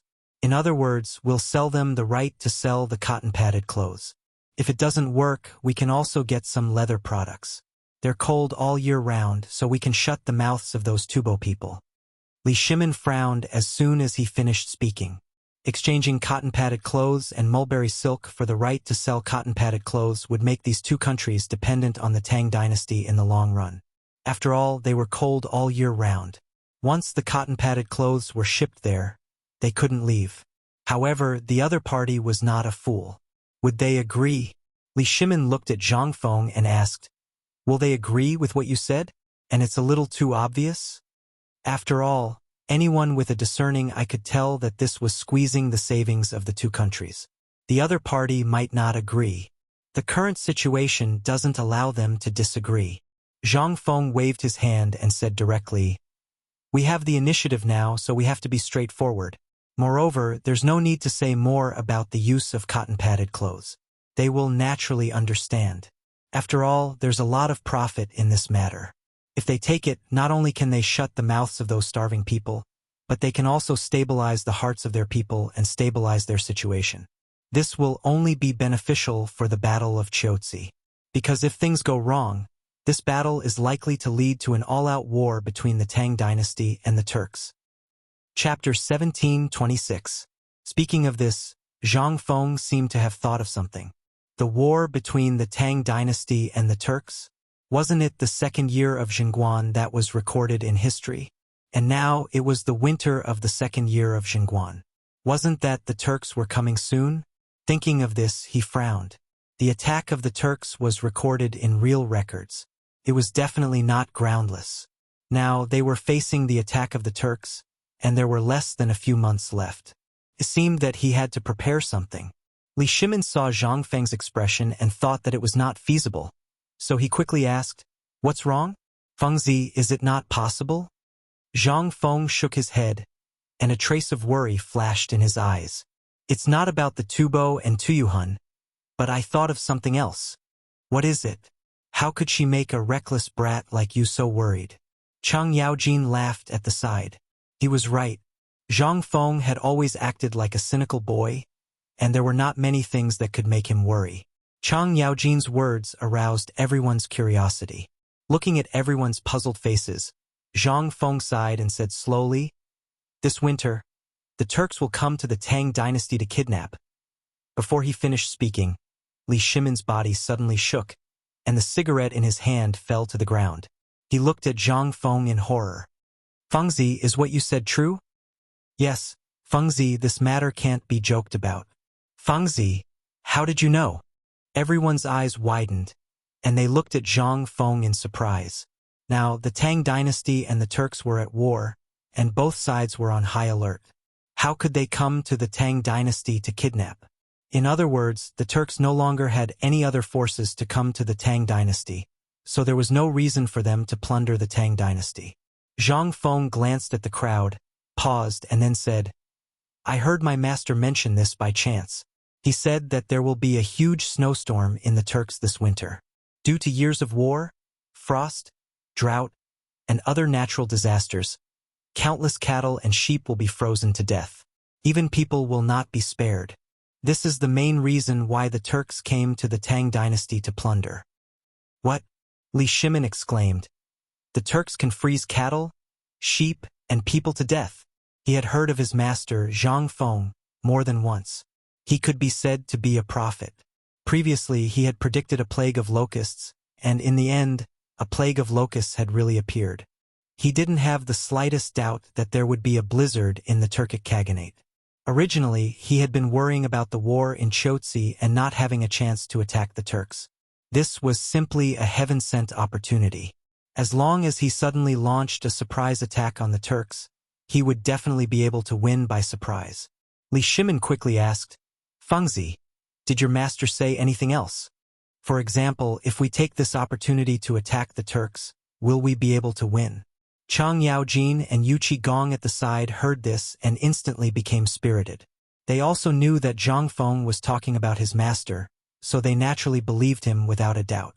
Moreover, they were all generals who had obtained their current noble titles by virtue of their military achievements. Although their current noble titles were already the highest, their soldiers, children, and grandchildren had yet to achieve any military achievements. They must not let go of this opportunity. Once they succeeded in taking down the Turks, their subordinates, children, and grandchildren would be safe for several generations. Zhang Feng glanced at the fervent gazes of the crowd and sighed. "This won't do. Even though the Turkic Khaganate will lose their livestock in this blizzard, a starving camel is still bigger than a horse. How can we take them down so easily? Moreover, the Tang dynasty still doesn't know much about the environment in the Turks' territory. Once they enter, they will be trapped. If they counterattack at the last moment, the gains won't make up for the losses for the Tang dynasty's soldiers. This won't do, that won't do either. You're really making me anxious." Chang Yaojin rolled his eyes at Zhang Feng, picked up the wine bowl on the table, and drank it in one gulp. Yu Qigong at the side couldn't sit still anymore. He glared at Zhang Feng. Then, "Fengzi, what do you think the Tang dynasty should do? Are we just going to wait for the Turks to come and rob us?" "That's right. Since we can't attack by force, we can't just wait for the Turks to come and rob us, right? One must know that those fellows eat people without spitting out the bones. Don't expect them to treat the people on the Tang dynasty's border kindly. Li Shimin waved his hand, indicating Chang Yaojin and Yu Qigong to stop quarreling. Seeing this, the two resentfully glared at Zhang Feng. Each of them held a wine jar and didn't say anything. Fengzi, although their words aren't pleasant to hear, they make some sense. The Turks are in great trouble now. This is a good opportunity for the Tang dynasty to take them down. How can we let it go so easily? Li Shimin looked at Zhang Feng and said seriously. He himself very much wanted to take down the Turks. Since the Wei River Alliance, this matter could be said to be the biggest knot in his heart, and also a shame. At that time, the two fellows of the Eastern Turks, Shelley and Tuli, didn't abide by the treaty and suddenly sent troops. The main force entered the Wei River and went straight to Chang'an City. At that time, Chang'an's military strength was empty, and everyone was in danger. He had no choice but to sign another treaty with Shelley and Tuli on the Wei River Bridge. Although the danger of Chang'an was temporarily alleviated, this matter also became a thorn in his heart that couldn't be removed for a long time. Now that there was such an opportunity, how could he let it go? Zhang Feng looked at Li Shimin deeply. He knew what the other party was thinking. Didn't he want to take this opportunity to destroy the Turks? Chapter 17:27. It was a good idea, but how could the Turks be so easy to destroy? You should know that the Turks have always lived in tribes. They usually only care about themselves, but once there is a threat, they will immediately gather together and form a powerful force. This kind of force can't be underestimated. In addition, the weather over there is extremely cold, and the night and the day are two different worlds. Even if the Tang dynasty soldiers wear cotton-padded clothes, they can't withstand such a sudden drop in weather. Plus, we don't know much about the Turks, so we'll just be courting death if we go there. This? Li Shimin frowned. Such a good opportunity, but Zhang Feng actually asked him to give it up? If he really gave it up, once the Turks recovered, it would be even more difficult to fight in the future. But if they really attacked, according to Feng Zi, the Tang dynasty's soldiers had never experienced such weather before. Even if they wore cotton-padded clothes, how could they withstand it?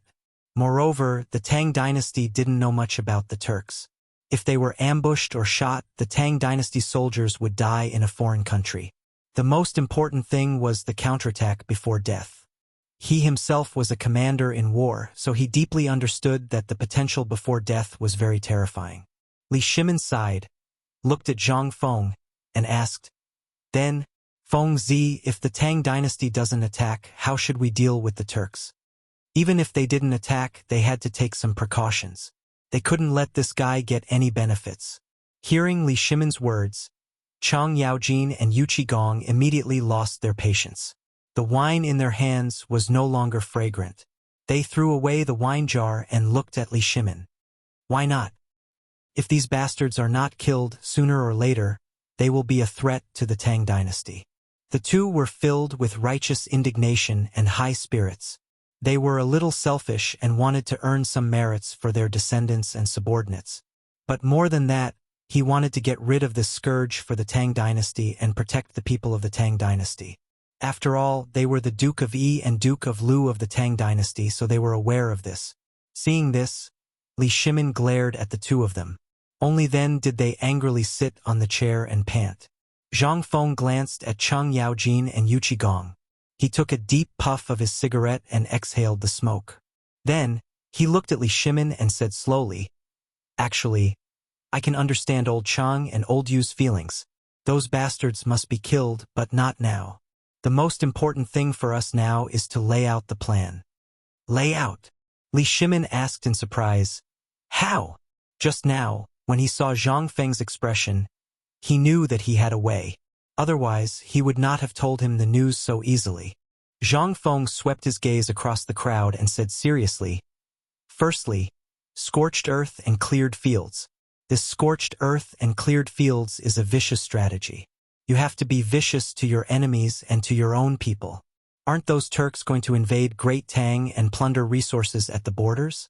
Then we won't leave anything for them.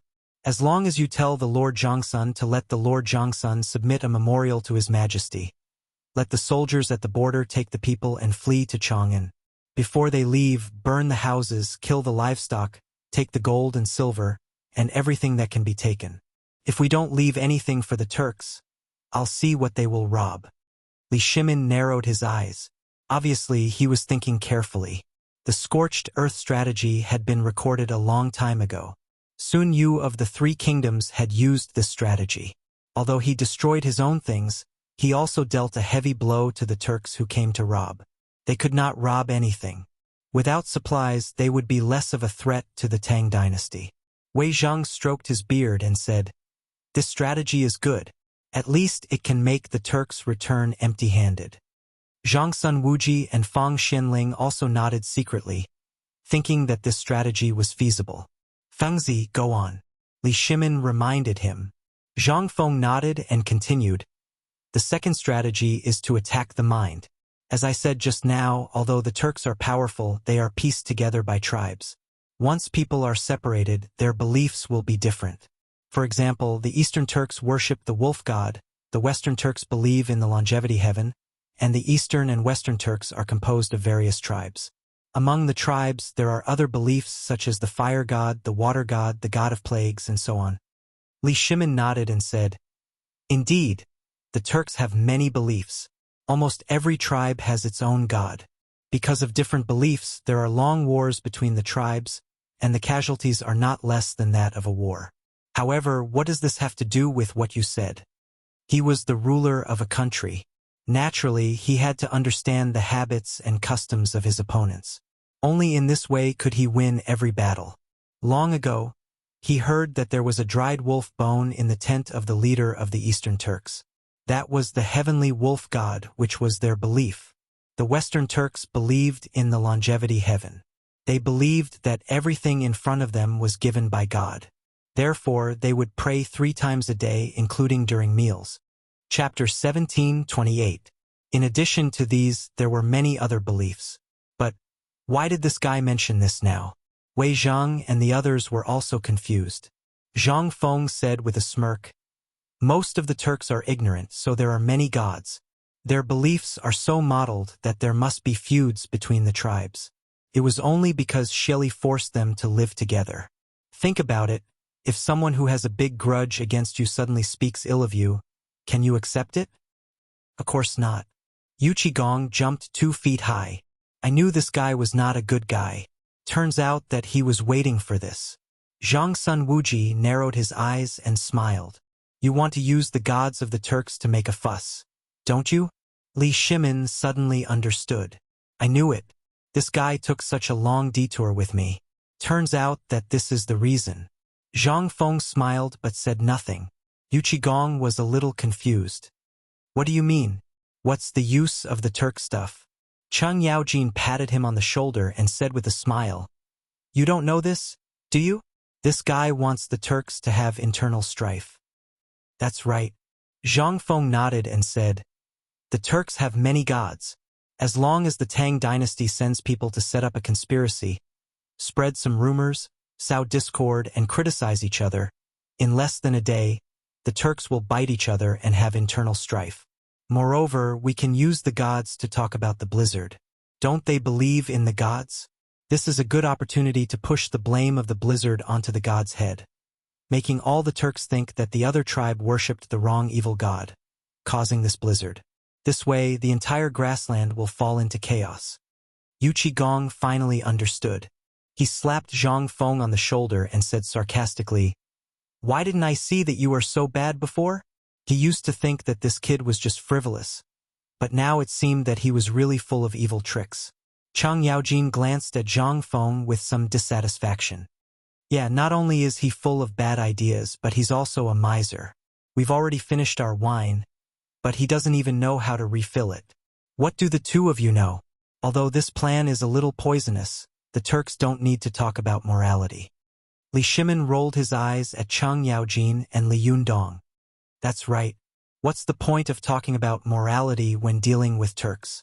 Just kill them and be done with it." Zhang Feng's eyes flashed with a fierce look. He did not have any good feelings towards these foreign races. Those who are not of our clan will definitely have different intentions. Back then, during the Jin dynasty, the 5 barbarians were in chaos. They occupied the northern part of the Central Plains and established political power for decades. At that time, the barbarians viewed the Han people as pigs and dogs. They called the Han people two-legged sheep. Not only did they kill them wantonly, they even roasted and ate them. The entire land was littered with bones, and there was no smoke for thousands of miles. That period of time was the death of the entire race. It was also the humiliation of the entire race. Luckily, the national hero Ran Min appeared and issued the order to kill the barbarians. Only then did they have a chance to breathe. Thinking of this, Zhang Feng's eyes flashed with a strange light. If Ran Min could use the order to kill the barbarians, then he could use it as well. The Han people had irreconcilable enmity with any foreign race. Perhaps because he saw Zhang Feng's fierce look, Li Shimin could not help but ask, "Fengzi, are there any other problems?" Hearing these words, everyone turned their gazes to Zhang Feng. Zhang Feng swept his gaze over the crowd and paused for a moment before saying, "That's right. Although the first 2 plans can slow down the Turks' invasion, it is impossible to eliminate them all. The fear of hunger will still make them invade. Damn, after all this time, it still doesn't work. Then let's fight them." "That's right. If it really doesn't work, then let's fight." Chang Yaojin and Yu Qigong spoke from the side. "Why are you guys in such a hurry? Listen to me, I have a third plan." Zhang Feng rolled his eyes at the 2 of them and said slowly, "Do you guys still remember Ran Min?"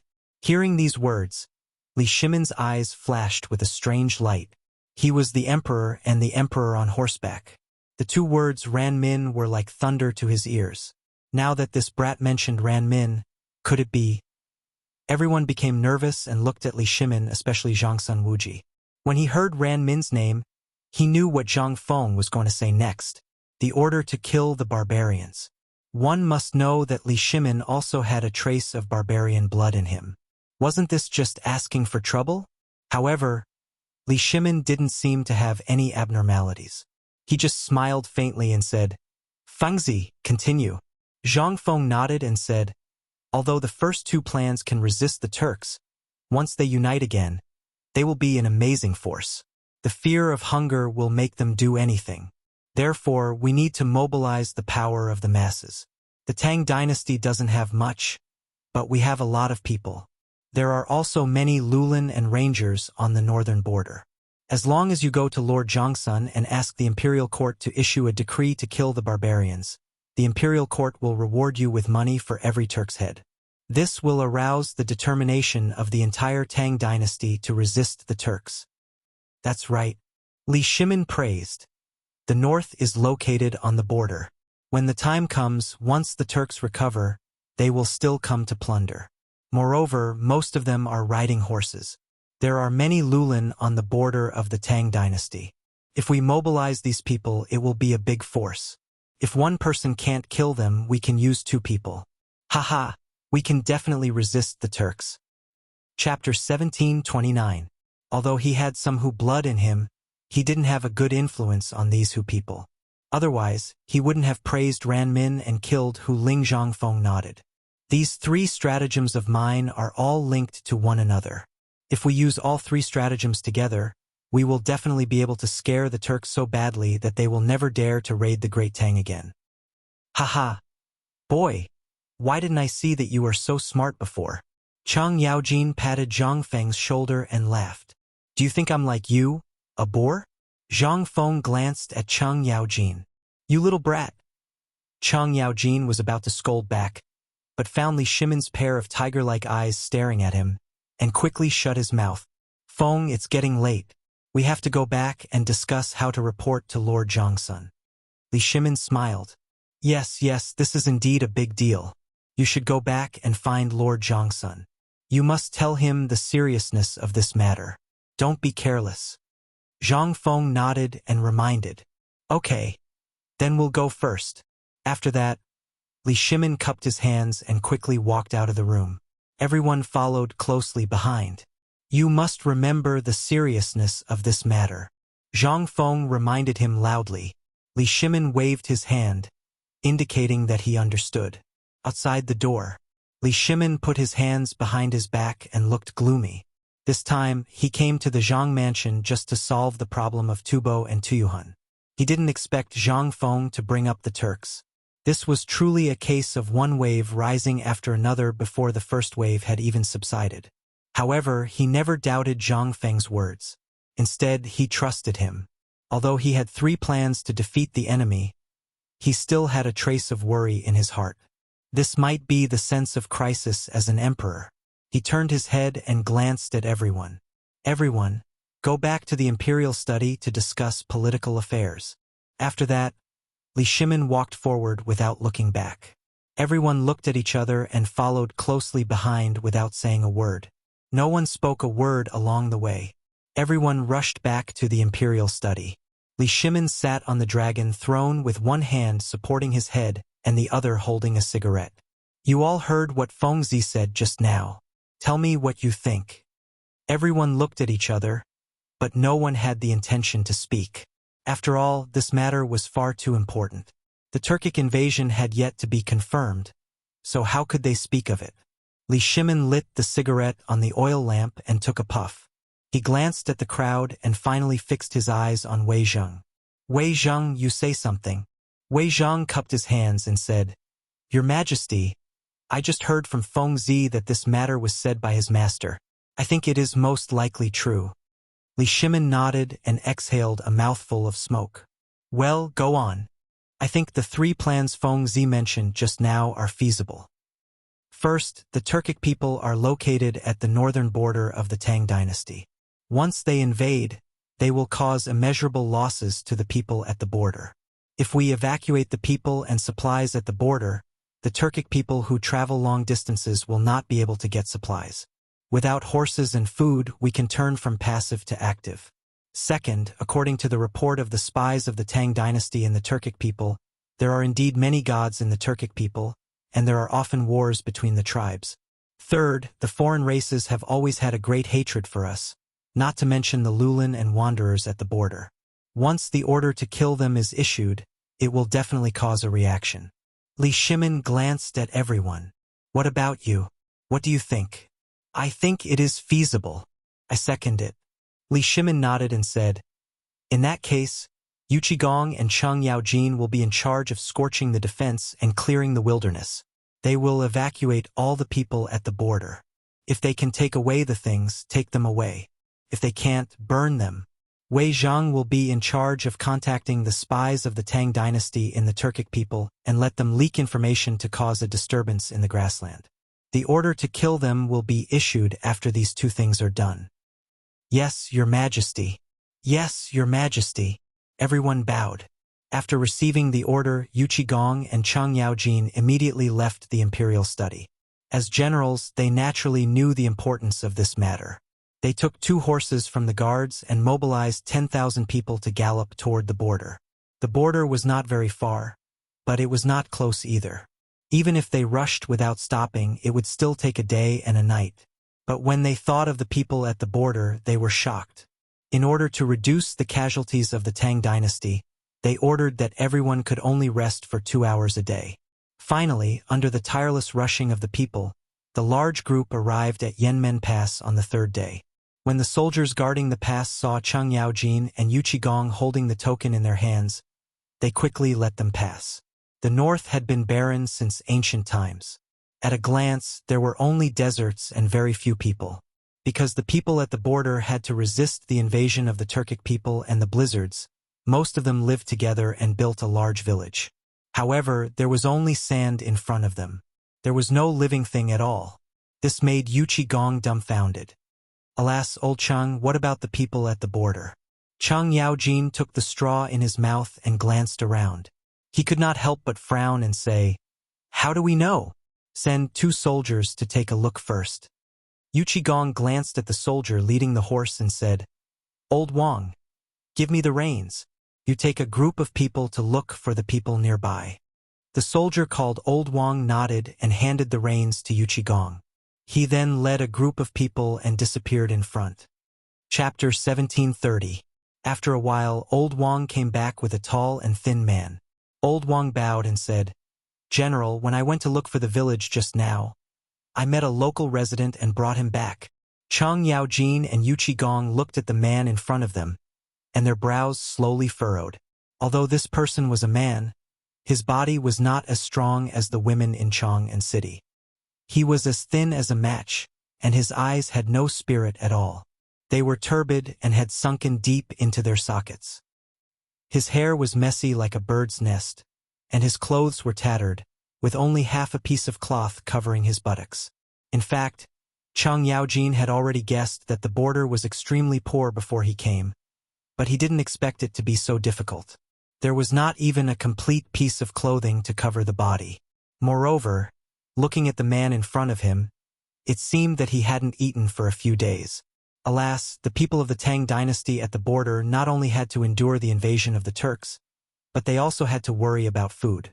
Just as Chang Yaojin was thinking about how to ask, Yu Qigong spoke first. "Man, let me ask you, what's your name? Are you from the border?" Hearing this, the man quickly lowered his head and looked like he didn't want to speak. Obviously, this person was often bullied. He was timid and very afraid of officials.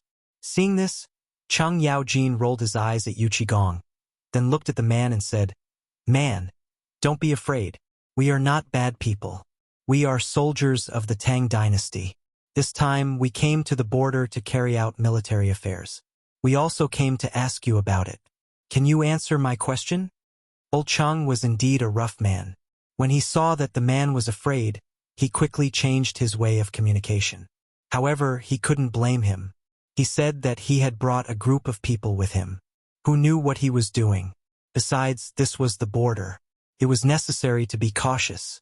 When the man heard Chang Yaojin's words, he raised his head slightly and glanced at him. Seeing the latter smile back, he asked in a hoarse voice with uncertainty, "Really? Are you here to ask us about it?" Chang Yaojin smiled kindly and nodded. Hearing this, the man said cautiously, "My name is Ergo. I'm from the border." Upon hearing that, Yu Qigong was instantly overjoyed. "It's good that he's from the borders. Quick, bring us to him." Before he could finish his sentence, Chang Yaojin kicked him. "Lao Tzu, shut up." Yu Qigong couldn't take it anymore. "Old Chang, what are you doing?" Chang Yaojin rolled his eyes at Yu Qigong and ignored him. He had already cursed him 1,000,000 times in his heart. Then he looked at Ergo and said, "Ergo, you don't look like you've eaten. Come, eat something first." After that, Chang Yaojin winked at the soldier leading the horse. The soldier immediately understood and opened the bag he carried with him, revealing a pile of steamed buns and a few pieces of jerky. Instantly, Ergo's eyes were attracted by the white steamed buns. He licked his dry lips and swallowed his saliva. From time to time, he would steal glances at Chang Yaojin from the corner of his eyes. "Eat it. It's all for you." Chang Yaojin smiled. "You're really giving it to me?" Ergo asked uncertainly. In his impression, soldiers were all fierce and vicious. None of them were as nice as Chang Yaojin. He even gave him food. It was already good enough that he didn't exploit him. For example, last time, a group of soldiers came from the border and took away a few stones of grain. Otherwise, he wouldn't have come out to look for wild vegetables. "Of course, Old Chang, don't lie. Eat it. It's all for you." Chang Yaojin gave him a kind smile. Ergo looked at Chang Yaojin. Seeing that he didn't seem to be lying, he didn't care anymore.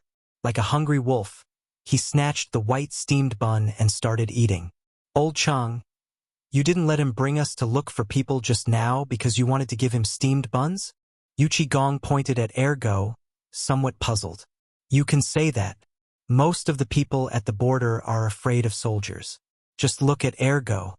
If we directly tell them why we're here, I'm afraid they won't accept it.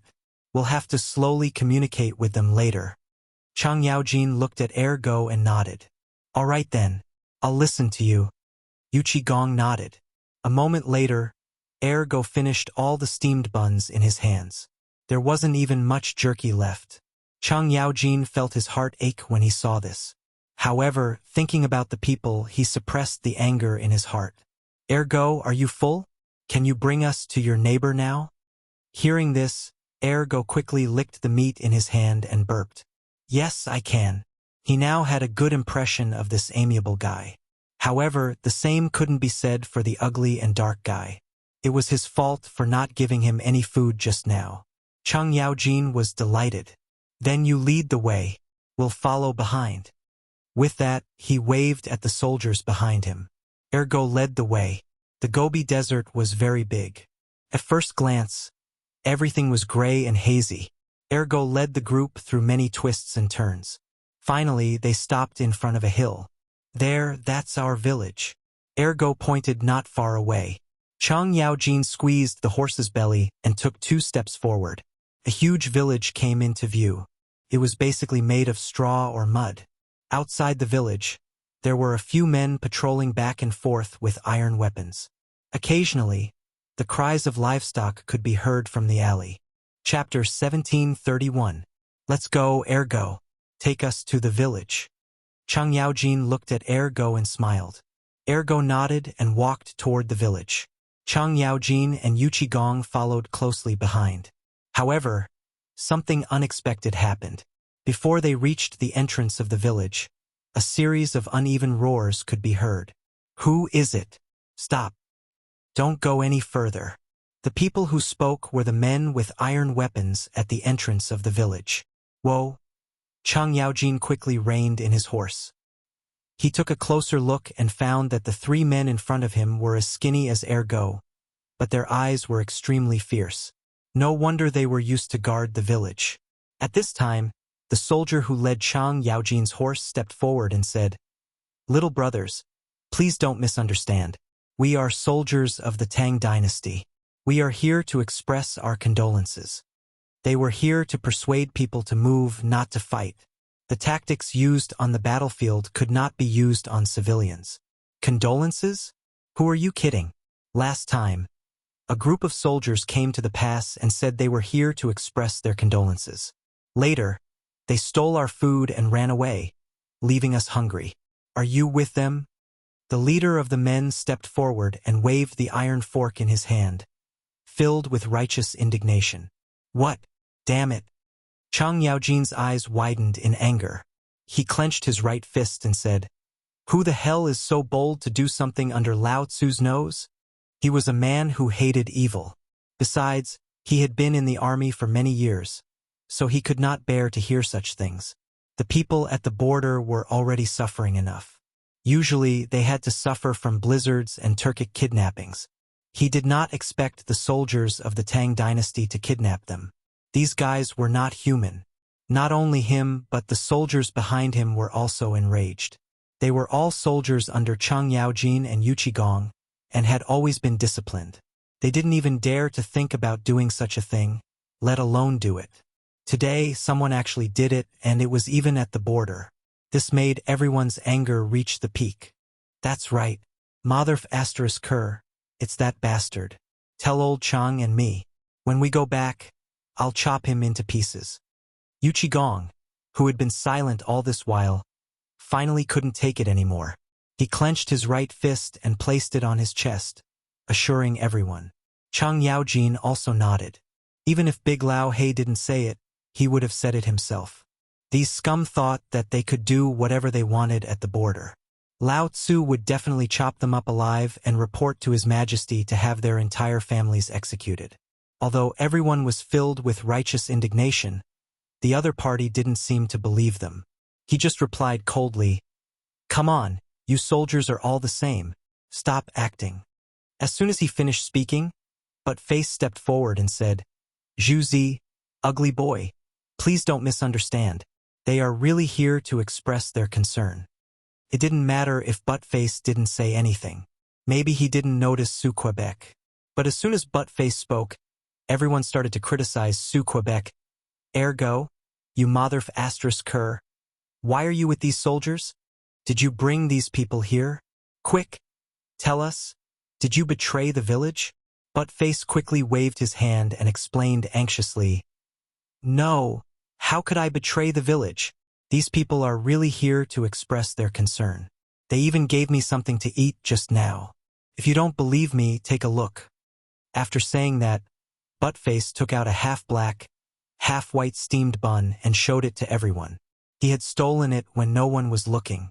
He had been holding it in front of his chest, so it had become half black and half white. Everyone looked at it, and their faces were full of shock. They had never seen such a white steamed bun before. There was no such thing in the village. The only possibility was that it was from these soldiers. It seemed that Buttface wasn't lying. But why did these soldiers come to the village? Were they really here to express their concern?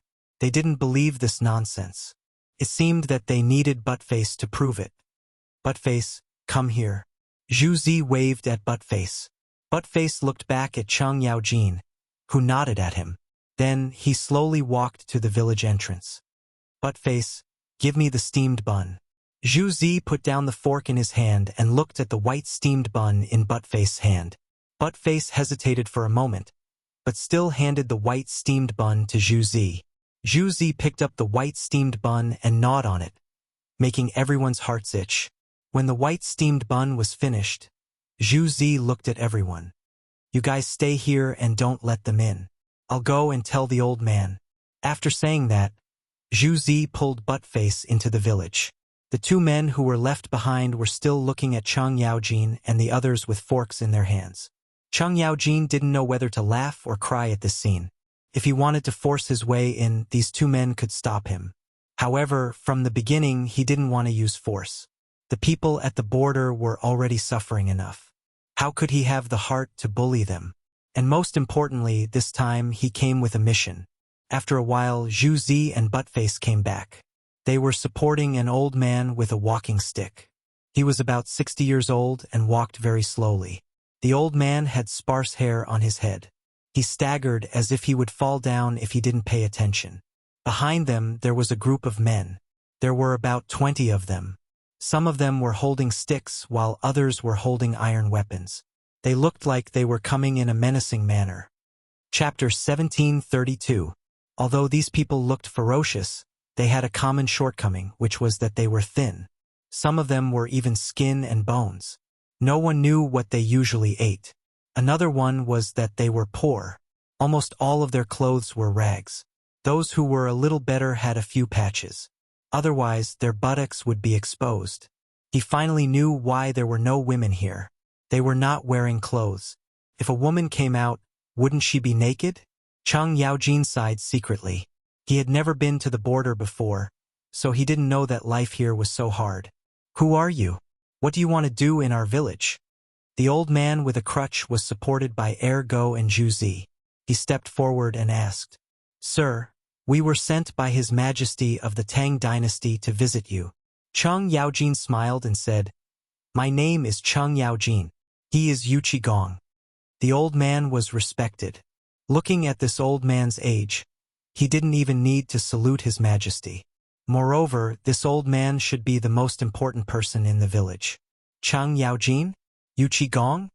The old man savored it carefully, as if he was recalling something. Suddenly, the old man seemed to think of something and exclaimed, What? You two are the gods of war of our Tang dynasty? The people behind him also seemed to think of something. They looked at Chang Yaojin and Yuchi Gong in horror. I finally see living people. The gods of war of our Tang dynasty have come to our village. No, I have to kowtow to my ancestors. After that, the man who was about to kowtow ran back to the village. Obviously, they had all heard of the two. This was normal. Chang Yaojin had followed Li Shimin to conquer the world in his early years. Who didn't know about him? Not to mention Yuchi Gong, who had been famous in the Sui dynasty.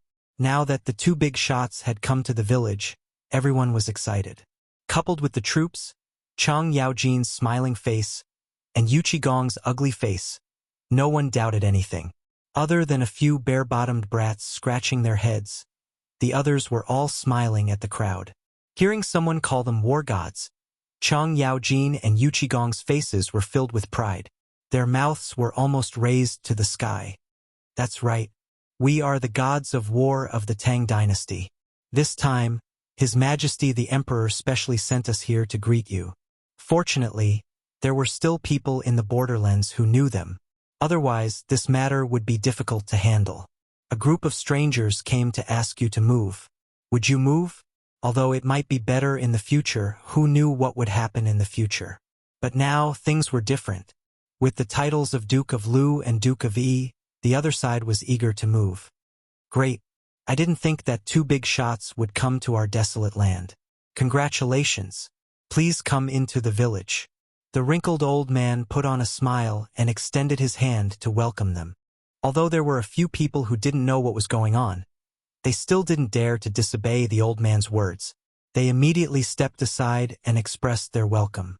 Chang Yaojin smiled at the old man and said, "Ha, then I'll have to thank Elder." Afterward, he turned to the people behind him and said, "Set up camp here. Don't disturb the people. In addition, give half of the food and clothes to the people." Hearing this, the soldiers behind him hurriedly opened their bags and gave all the food they had brought to the people. These soldiers were basically common people. They knew the pain of not having enough to eat, and they knew even more about the bone-chilling cold. Under the strict military discipline of Chang Yaojin and Yu Qigong, they had always been soldiers who protected the people. Thus, they did not hesitate or doubt Chang Yaojin's orders. The moment they received the food and clothes, the old man and the people behind him almost burst into tears. Their bodies trembled as they prostrated on the ground and loudly cried out, "The heavens have finally opened their eyes. General Tianzi has brought us food. We don't have to worry about starving to death." At this sight, Chang Yaojin and Yu Qigong were both shocked. Before he started the army, he was also a common person. However, he was slightly stronger than them. It was during this chaotic era that he was able to make a name for himself. Otherwise, they would not even know where they would be now. Seeing how excited the people were after receiving the food and clothes, they also felt a sense of satisfaction. "Get up quickly, Elder. There's no need to be so polite." Chang Yaojin helped the old man up and smiled. He had never been bowed to by such an old man before. He could not accept it. The old man was slowly helped up by Ergu. Then, he looked at Chang Yaojin and smiled. "Thank you, generals, for bringing us food. Please come into the village to talk." Chang Yaojin was naturally happy. He and Yu Qigong brought 2 guards and followed the crowd into the village. As soon as they entered the village, they saw a dilapidated scene. The roofs of the thatched houses were full of holes. Most of the pillars in front of the door had been eaten by insects. If it rained, wouldn't they freeze to death? The alley was eerily quiet.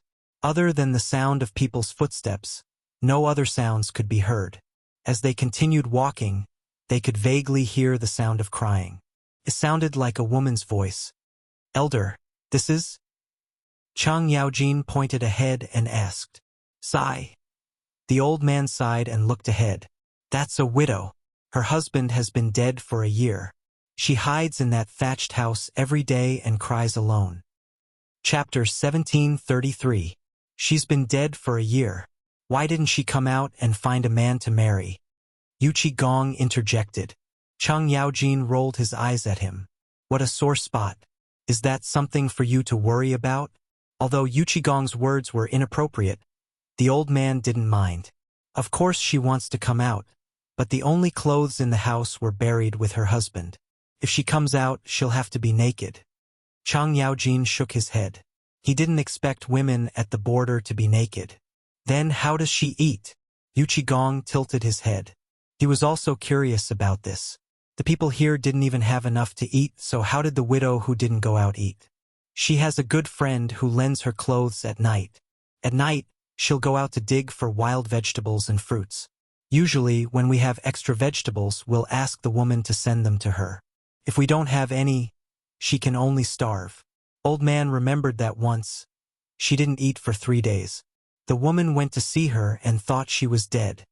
The old man shook his head and expressed sympathy for the widow's experience. Chang Yaojin and Yu Qigong looked at the source of the crying. If it wasn't for the fact that the woman was naked, they might have already rushed in. Damn, if the woman didn't have clothes to wear, how was she going to live? Wear Lao Tzu's clothes. But that was just a thought. They took a look and continued walking. After all, the most important thing was to persuade these people to move away. As long as they left, they could escape from their current predicament. The group continued walking into the alley. After a while, A house made of mud came into view. Finally, there was a house that looked passable. Although it looked passable, it wasn't much different from the other thatched houses. The roof was also thatched. The good thing was that there were windows. However, the bamboo paper on the windows had all been shredded. They were barely strung together with the thatched roof. I've embarrassed myself in front of the two generals. This is my residence. The old man stood at the door and looked at the house. Chang Yaojin forced a smile. He didn't know what to say. Creak. The door opened and the old man entered the room first. There was nothing inside, only 3 stone benches. These should be the seats. Generals, please have a seat. The old man pointed at the stone stool beside him. Chang Yaojin and Yu Qigong did not decline. They were both soldiers and had even sat on corpses before, let alone rocks. After sitting down, Chang Yaojin took the lead and said, "Sir, we're here not only to express our condolences, but also to take you away from here." "Take us away?" The old man couldn't react for a moment. One had to know that they lived at the border, and no one had ever cared about them. They had to prepare everything by themselves. Now, someone actually wanted to take them away? "Yes, old man. His Majesty has sent an imperial edict. Considering the suffering of the people at the border, he is preparing to move you to places like Guanyi and Chang'an." Chang Yaojin's face did not turn red and his heart did not skip a beat. He decided to tell a lie. From the moment he entered the village, he had a deep feeling that the people living at the border were extremely bitter. If they were suddenly told that the Turks were coming to kidnap them, coupled with the fear of being invaded all year round, they would probably panic. However, if His Majesty had issued an imperial edict for them to move, the effect would be very different. These people lived at the border all year round. Once they heard about His Majesty, they would definitely be in awe and beg to go with him. The truth was just as Chang Yaojin thought. When the old man heard that His Majesty wanted them to move, his entire body trembled. He even threw away his walking stick and knelt on the ground to thank His Majesty. "His Majesty finally remembers us." "His Majesty." The old man's face was covered in tears. His stooped body could not hide the excitement in his heart. In fact, at his age, even if he saw Li Shimin, he did not need to bow. There was etiquette. As the saying went, the elderly were respected. It was just that he did not know if Lao Li, who was far away in Chang'an, could accept this bow. Chang Yaojin saw that the old man was getting more and more excited. He quickly went forward to help him up. "Sir, there's no need to be polite. If you have the time, quickly gather everyone together. We'll leave as soon as possible." Hearing this, the old man grabbed his walking stick and rushed out of the door with more agility than the young man. "Yes, yes. I'm old and muddle-headed. I'll quickly gather everyone." Chang Yaojin looked at the old man's back and could not help but laugh. Just now, this old man looked like he couldn't walk the Dao. Now, he felt like he could kill a tiger with a punch. Shang Province and Feng Province had already entered the severe winter season. The whistling northern wind, wrapped in strong cold wind, whistled and raged in the wind, wanting to blow away everything on the ground. However, at this moment, a group of armored soldiers knocked on the doors of the people's houses in the wind and snow.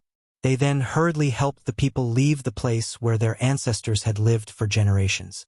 After they left, their houses were all knocked down. Not even a single piece of bamboo was left intact.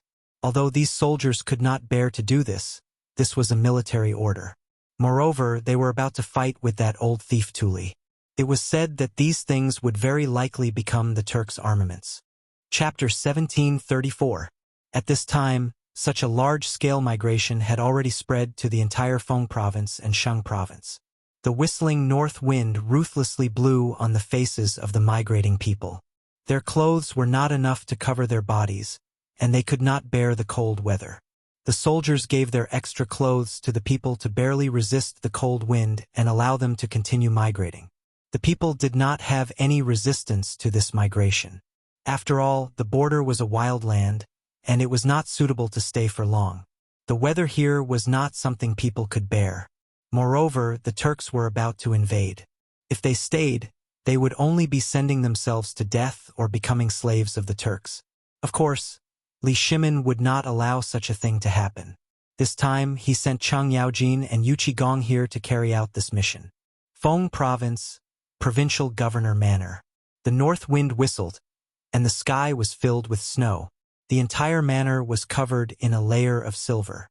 In the huge courtyard, there was a sea of migrating people sitting around. As they did not have extra clothes, they hugged each other to keep warm. The raging fire around them could not warm up the weather. "Mother, I'm cold." A child snuggled into the arms of a madam. "It's okay. You won't be cold when you sleep." The madam used the only clothes she had to wrap the little girl. In the manor, Chang Yaojin and Yu Qigong sat around the fire to keep warm. Beside them, there was a tall and thin man wearing a tattered military uniform. This person was the provincial governor of Feng Province, Shi Tian. At this time, there was a rush of footsteps outside the door.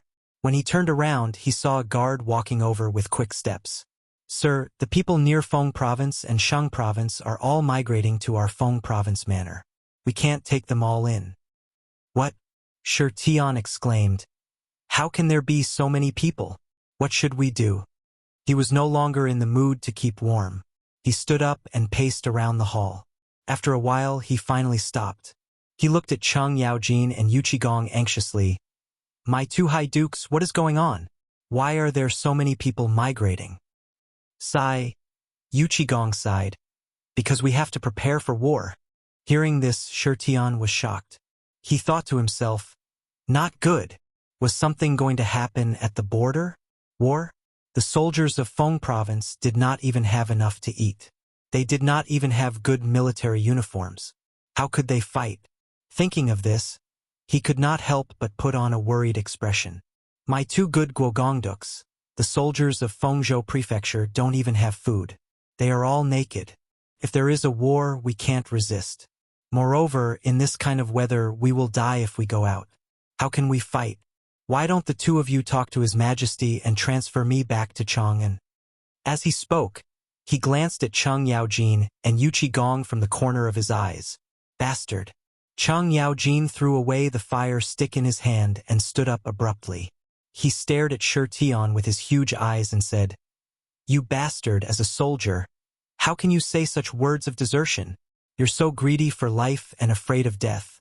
Are you still someone who pees while standing?" Looking at Chang Yaojin's anger, Shi Tian was scared. His legs went soft and he almost sat on the ground.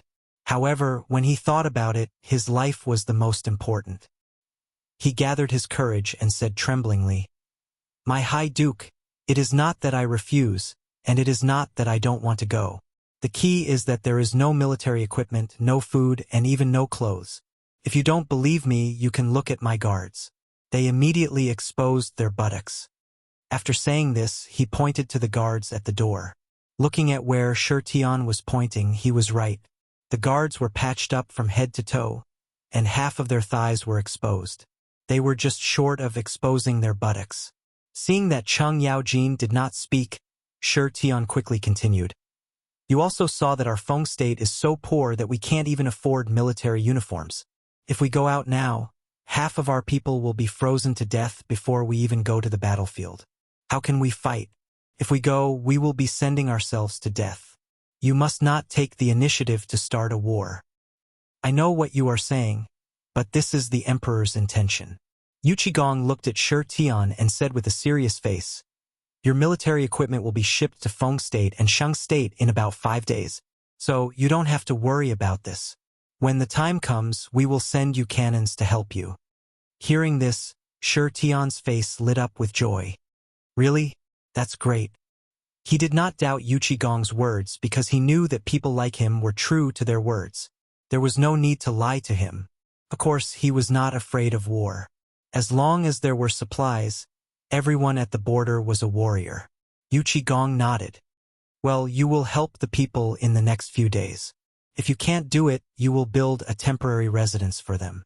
We still have important things to do in Chang'an, so we have to leave now." After saying this, he and Chang Yaojin looked at each other and walked out of the door. Outside the door, the military horses had already been reorganized. Chang Yaojin and Yu Qigong mounted the horses and set off on the way back.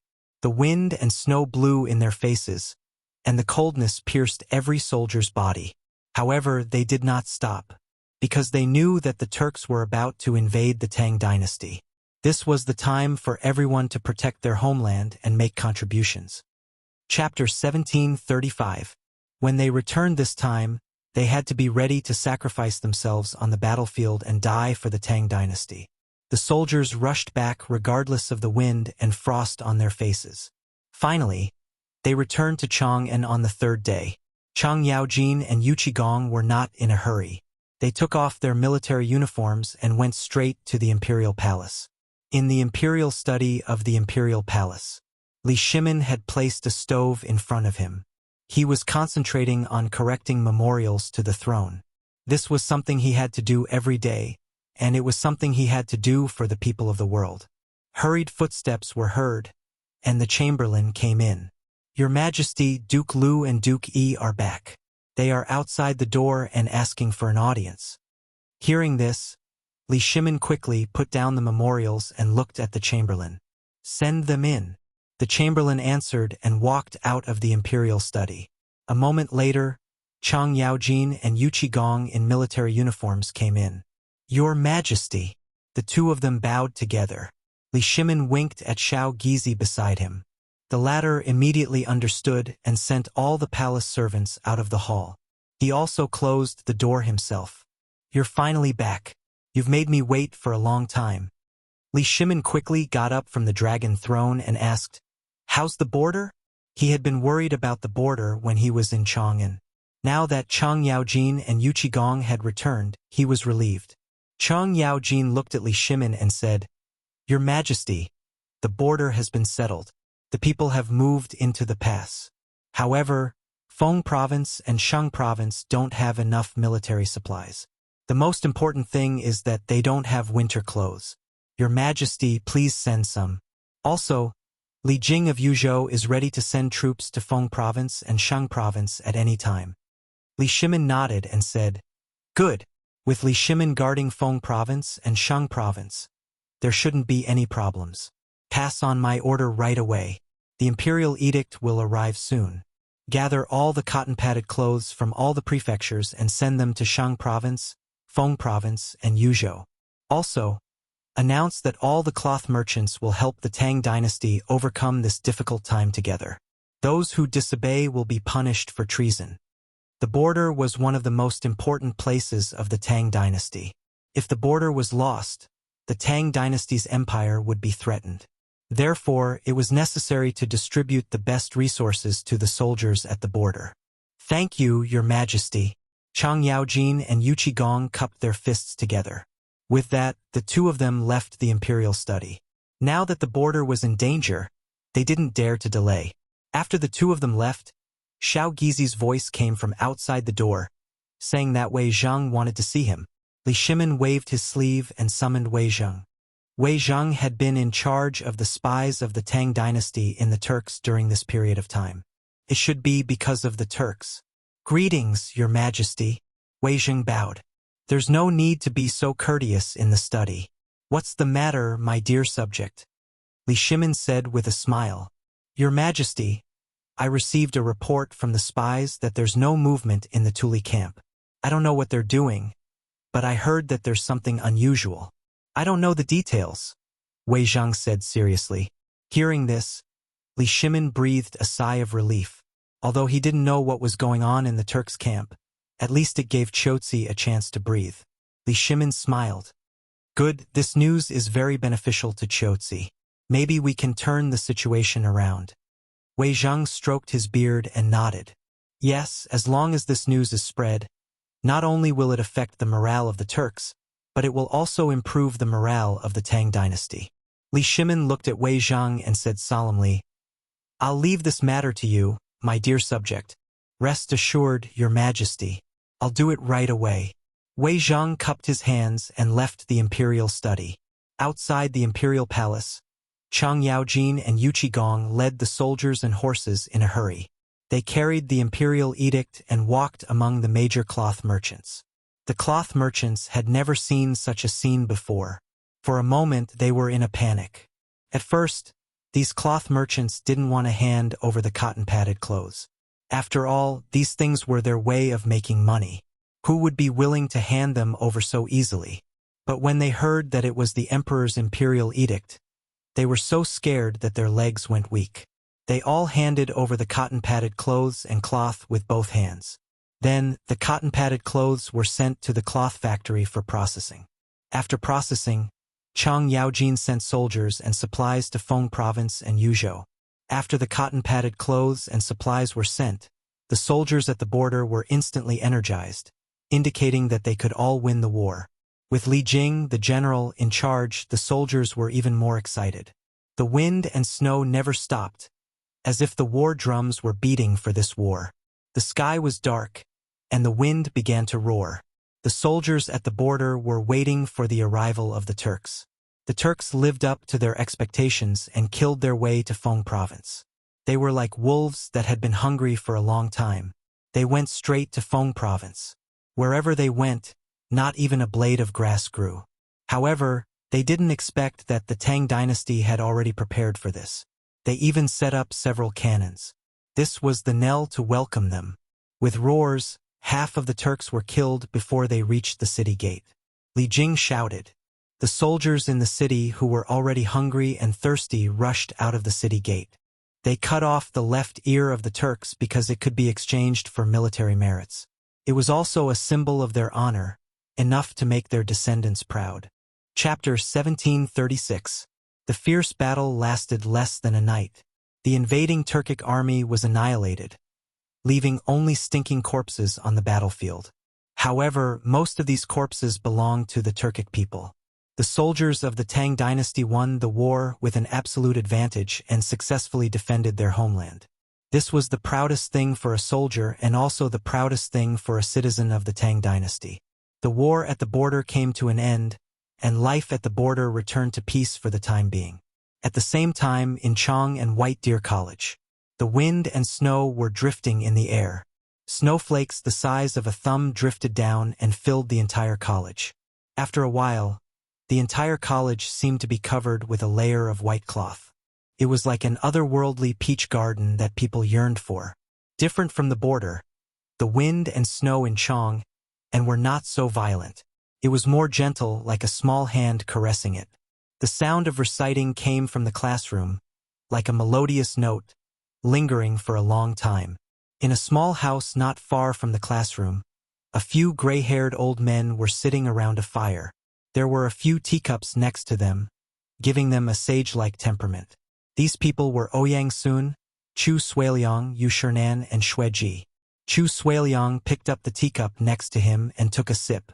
"Bo Shi, do you know what Fengzi has been doing recently? Why doesn't he come to the college?" Yu Shernan rolled his eyes at Chu Suiliang. "How would I know? You should ask that kid." "If I could find that kid, would I ask you?" The two old men talked intermittently. At this moment, the sound of footsteps on snow came from outside the door. Creak! Yu Shernan turned around and glanced at him. "So it's Virgo. Come in and warm yourself by the fire." Hearing this, Chang Chumo shook off the snow stuck to his feet, opened the door, and walked in. Wei Shuyu and Zhang Sun followed behind him. "Mr. Bo Shi, thank you." After that, Chang Chumo found a seat and sat down. The other two also found their own seats. Yu Shernan handed a teacup to Chang Chumo. "Chumo, what have you been doing recently? Why haven't you come to the academy for so long?" Chang Chumo took the teacup and said tiredly, "We are working on the equipment of the textile factory, especially the power of the unmanned textile machine and the water wheel." "What is this?" Yu Shernan asked subconsciously. "Ask if you don't understand. This is common sense." Wei Shuyu, who was sitting at the side, interjected. "I heard from Fengzi that this unmanned textile will use his physical methods to make it realize that it can automatically spin without people. I don't know the specifics." "Then what is this thing connected to the water wheel?" Wei Shuyu was about to speak, but Zhang Sun pulled her out and gave her a look, indicating that he would speak. Then, before she spoke, he said, "Fengzi said that it is to put two hard piles on the bank where the current is very rapid. The upper half of the wheel is above the bank, and the lower half is immersed in the water so that it can rotate freely. There are bamboo tubes attached diagonally to the spokes of the wheel, and there is a water tank near the water tube on the wheel. When the wheel is stimulated by the rapid current, the wheel will rotate, and the water tube will be filled with water. Stop, stop, stop. Before Zhang Sun finished speaking, Ouyang Xiu quickly interrupted him. The old man really couldn't stand it. This guy never stopped talking, and he was always talking about things that others couldn't understand. He was even more long-winded than a woman. Ouyang Xiu glanced at the three people. Old man asked you, you just said that Fengzi? Where's Fengzi? Where is he? Isn't Fengzi at home tending to cotton? Wei Shuyu was a little confused. Isn't this something that everyone knows? What do you know? Chang Chumo rolled his eyes at Wei Shuyu. Recently, Fengzi is not only tending to cotton at home, but also making firearms. Firearms? Yu Shernan frowned. Chu Mo? How do you know? Chang Chumo smiled and said with a mysterious look, that day, my father and Fengzi went up the mountain and saw that kid making a lot of weapons. The most important thing is, there is a thing called a gun. My father said that although the sound of that thing is a little loud, its power is not bad. I heard that it can kill a bird without a problem. After hearing this, Yu Shernan's frown deepened, and his eyes almost couldn't be seen. He glanced at Chu Suiliang, Ouyang Xiu, and Xue Ji and gave them a look. The three immediately understood that he wanted to continue to talk to Chang Chumo. Chu Mo, besides these things, did Fengzi do anything else recently? Chu Suiliang forced a smile. Anything else? Chang Chumo deliberately stroked his beardless chin. Also, this kid sells cotton-padded clothes and buys dried flowers.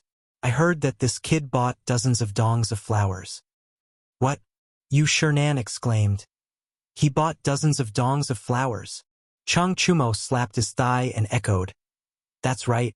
Say, this brat not only destroyed all of retired emperor's flowers, he also bought these dried flowers. Isn't he idle? Yu Shernan looked at his two partners and communicated with his eyes. It seemed that Fengzi was led astray by Li Shimin again. Chapter 1737. Otherwise, why would this guy buy so many flowers at once?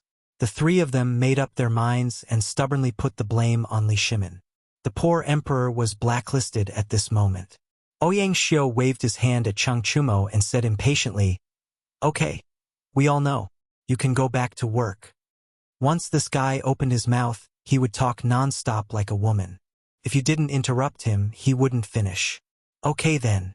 Chang Chumo was a little disappointed, but in the face of the three masters, he had to listen. After that, the three of them walked out of the room resentfully. After the three of them left, Yu Shernan waved his hand and called his two companions in front of him. He said earnestly, Fengzi can't go on like this. Brothers, think of a way. Chu Suiliang frowned and said, That's right.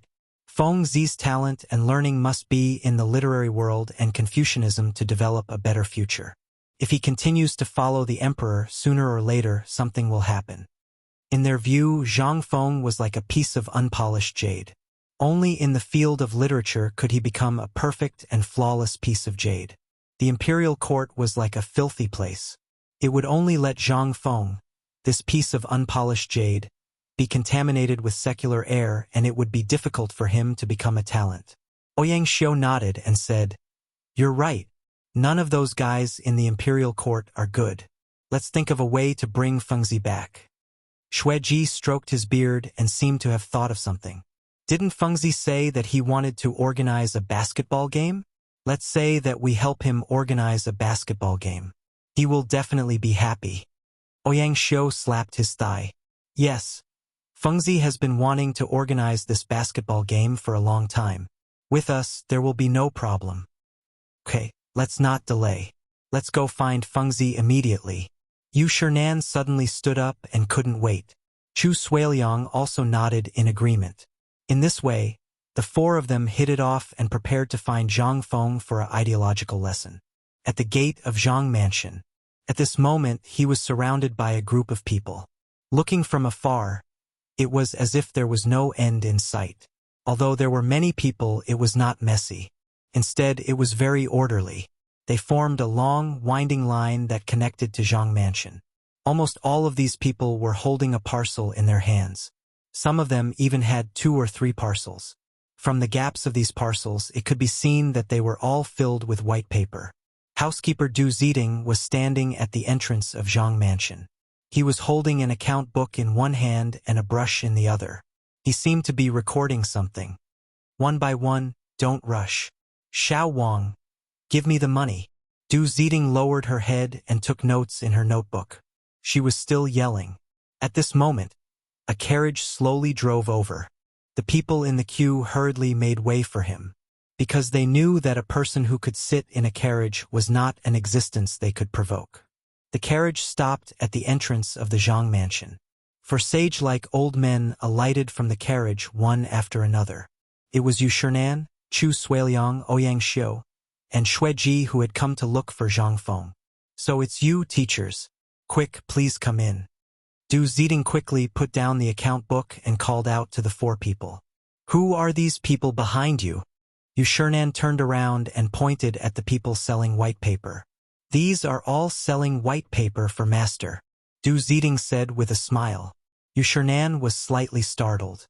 He had seen them when he was sitting in the carriage just now, but he did not know what they were doing. Now that he heard the housekeeper say it, it was a little amazing. There were so many people selling white paper that the queue stretched out of the alley. Would this brat be able to finish buying so many white stacks? The same question appeared in the minds of the other 3 people. They looked at the people in the queue in surprise. Usually, when there were many people, it was easy to cause chaos. However, these people were too orderly. There were so many people, yet there was no chaos? Was it a little abnormal? "Housekeeper, why are these people in the queue so orderly?" Ouyang Xiu could not help but ask. Du Ziding raised his head. "Our master said that if there is chaos, whoever takes the lead will not take the white paper. This way, no one will dare to cause trouble." Ouyang Xiu stroked his beard and nodded secretly. He could not help praising this kid in his heart. Most of these people were poor people. With a way to make money, they naturally did not dare to mess around. After chatting for a while, Du Ziding led the 4 people to Zhang Mansion. As soon as they entered the door, the 4 people were shocked by the scene in front of them. White paper, the whole garden was filled with white paper. There was a platform in the middle of the courtyard. Several servants were holding an unknown object in their hands and playing on it. They did not know what they were doing. The corridor connecting the atrium seemed to have become an assembly line for rolling cotton. Several maids were squatting on the ground and picking the seeds in the white paper with their hands. After picking, the maids handed the white paper to the servants in the courtyard. They began to play on the platform. The whole process was smooth and coordinated. Everyone was agile and pleasing to the eye. However, the 4 old man's sons were a little confused. Although they knew about the white paper and knew that Zhang Feng was making cotton-padded clothes, they did not know the process of making cotton-padded clothes. "Housekeeper, this is..." Yu Shernan pointed to the servant who was playing with cotton and asked. Chapter 1738. "Teacher, I'm flicking cotton. I'm flicking the cotton until it's softer so that it's easier to use." Du Ziding replied with a smile. Yu Shernan shook his head. Anyway, he didn't understand. The other 3 were also dumbfounded. After chatting for a while, Du Ziding led the 4 of them through the corridor. They came to the south courtyard. There were a few women sitting in the courtyard with a machine in front of them. They were holding coarse cloth in their hands and were processing it. There were also a few women sewing the processed cloth next to them. They already had the first model of cotton-padded clothes. "Is this also the process of making cotton-padded clothes?" Yu Shernan pointed at the cotton-padded clothes model and asked in confusion. "These have the shape. As long as you fill it with white cotton, it'll be cotton-padded clothes." Du Ziding smiled. "What a wonderful idea." Ouyang Xiu stroked his beard and couldn't help but praise. "Butler, are there any cotton-padded clothes? Let me see." Yu Shernan asked curiously. Looking at the cotton-padded clothes being processed, his heart was itching. Speaking of this, the 4 of them looked at Du Ziding together. Of course, the cotton-padded clothes are being made in the north courtyard. Old Master is also there. Du Ziding smiled. "Okay. Quickly bring old man there. Yu Shernan couldn't wait. Then, Du Zeding led them through the corridor and came to the north courtyard. As soon as they entered the courtyard, they saw a crowded scene. The courtyard was full of people. A dozen women were sitting on stools, holding the first model of cotton-padded clothes in their arms and stuffing cotton into it. After stuffing it, they handed the clothes to the women beside them. These women were sewing the cotton-padded clothes together. Zhang Feng was standing at the side, checking and giving a few pointers from time to time. These women were very fast. After a few turns, a cotton-padded clothes were done. Zhang Feng picked up the cotton-padded clothes and looked at them. After confirming that there was no problem, he put them aside. Fengzi. Yu Shernan waved at Zhang Feng. There was no other way. The entrance was already filled with people. How could these few old men squeeze in? Hearing someone call out to him, Zhang Feng turned around abruptly, his face beaming with joy. Mr. Bosher, why are you guys here? After that, Zhang Feng waved his hand at the door. Make way for these gentlemen. As soon as he finished speaking, the women at the door glanced at Yu Shernan and the others before resentfully opening up a path. They were chatting happily with the master just now, and the master even said that he would give them a raise. She didn't know what these old men were doing, disturbing her good time. After the crowd cleared the way, Zhang Feng hurriedly greeted them.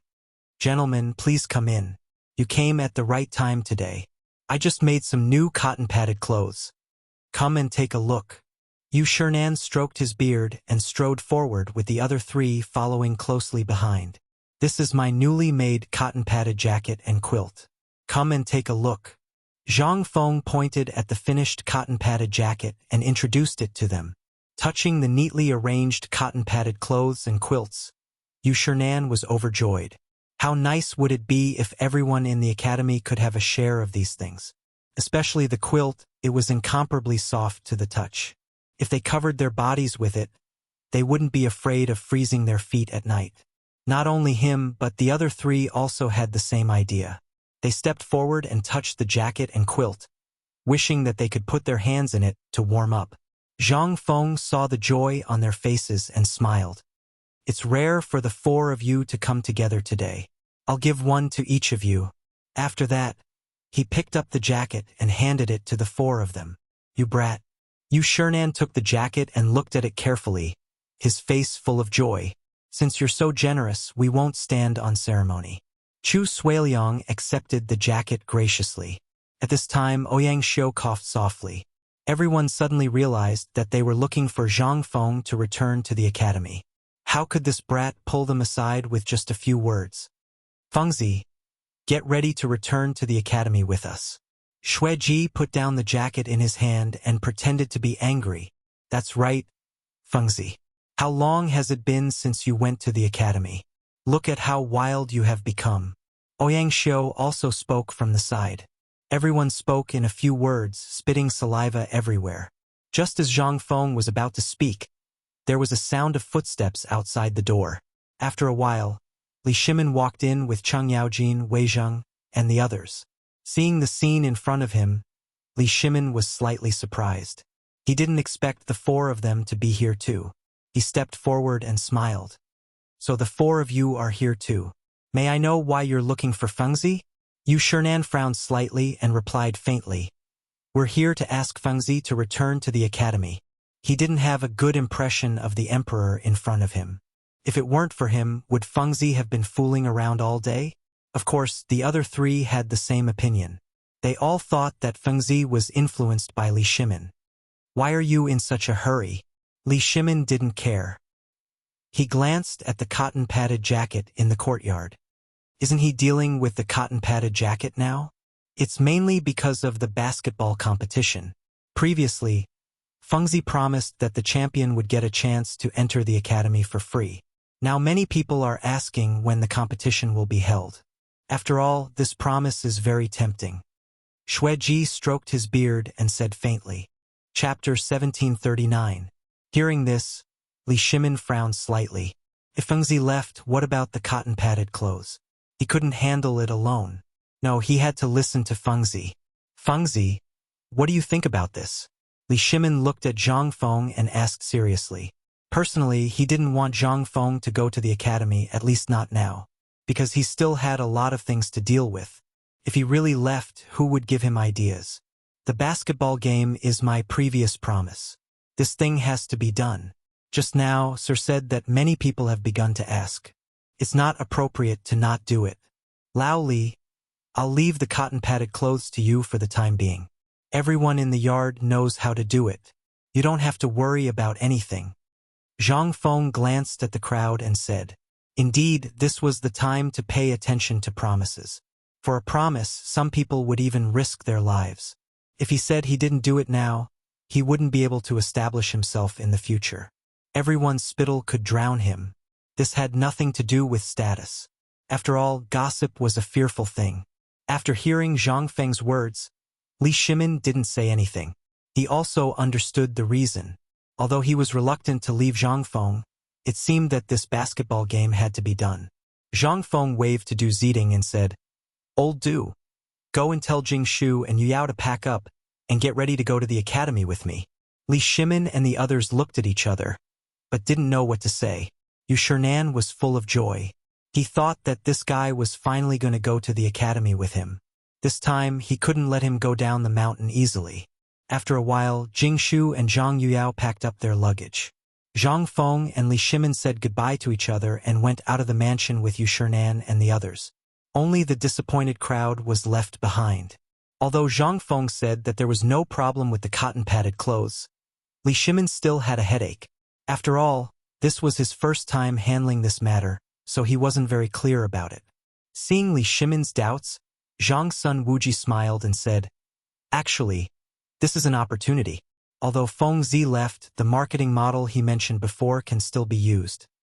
Speak clearly, Li Shimin asked. Everyone looked at Zhang Sun Wuji in unison. Zhang Xian chuckled. As long as we can find the merchants of the various prefectures who sell silk and cloth, we'll be able to expand this industry and even monopolize it. Actually, I've already taken a look at it. The process isn't too complicated. The difficult part lies in flicking the cotton. The servants of the Zhang residence have already grasped all of this. That's right. As long as we work with the merchants, it won't be difficult at all. Wei Zheng chimed in from the side. They had seen the entire process of making the cotton-padded clothes and quilts when they had just entered the Zhang residence. It wasn't very difficult. Li Shimin secretly nodded. Now that he had the technology to make cotton-padded clothes in his hands, there was nothing to worry about. As long as he contacted the merchants and guaranteed the cloth and white sheets, everything wouldn't be a problem. Thinking of this, his mood immediately improved. Let's go back to the residence. In the imperial study, Li Shimin sat upright on the dragon throne with a cigarette in his hand. He took a puff from time to time and enjoyed it very much. The matter of the cotton-padded clothes had been resolved. However, Zhang Feng's proposal to hold a basketball game just now aroused his thoughts again. He had to find a way to get involved in such a good thing. These guys in the palace lived in luxury every day. He had to let them go out and broaden their horizons. He looked at everyone and said, What do you think? Shouldn't we support the basketball game that Feng Zi is holding this time? Wei Zheng nodded and said, Your Majesty, not only should we support Feng Zi's basketball game, but we should also send people to participate in it. Li Shimin nodded. Wei Zheng's words happened to hit the nail on the head. He smiled and said, I'm going to let the women in the palace lead a team of women to participate in Feng Zi's basketball game. What do you think? Your Majesty's intention is really good. The people in the palace and outside the palace can share entertainment together. It's enough to show Your Majesty's love for the people. Zhang Sun Wuji smiled. These words made Li Shimin very happy. After all, everyone was willing to listen to good words. Your Majesty, I suggest that this matter can be discussed in the morning court tomorrow. Maybe those high-ranking officials will let their children participate. After all, these young masters are all playboys in Chang'an. They won't let go of such an opportunity. Wei Zheng cupped his hands and said, My beloved, you're right. Li Shimin nodded and took a deep breath of the cigarette. Those playboys are also considered the tyrants in Chang'an. It's time to see the world. Everyone discussed for a while and then dispersed. In the morning court the next day, the officials came to the main hall early, holding white jade tablets and looking solemn. Li Shimin walked out of the side hall, waved his sleeves, and sat on the dragon throne. "Greetings, Your Majesty." The officials bowed in unison. Li Shimin waved his hand and motioned for the officials to rise. "Thank you, Your Majesty." The officials rose. "My beloved officials, I've received news that the Dean of White Deer College, Zhang Feng, is going to organize a basketball game. The winner will be qualified to study in White Deer College. Are you interested?"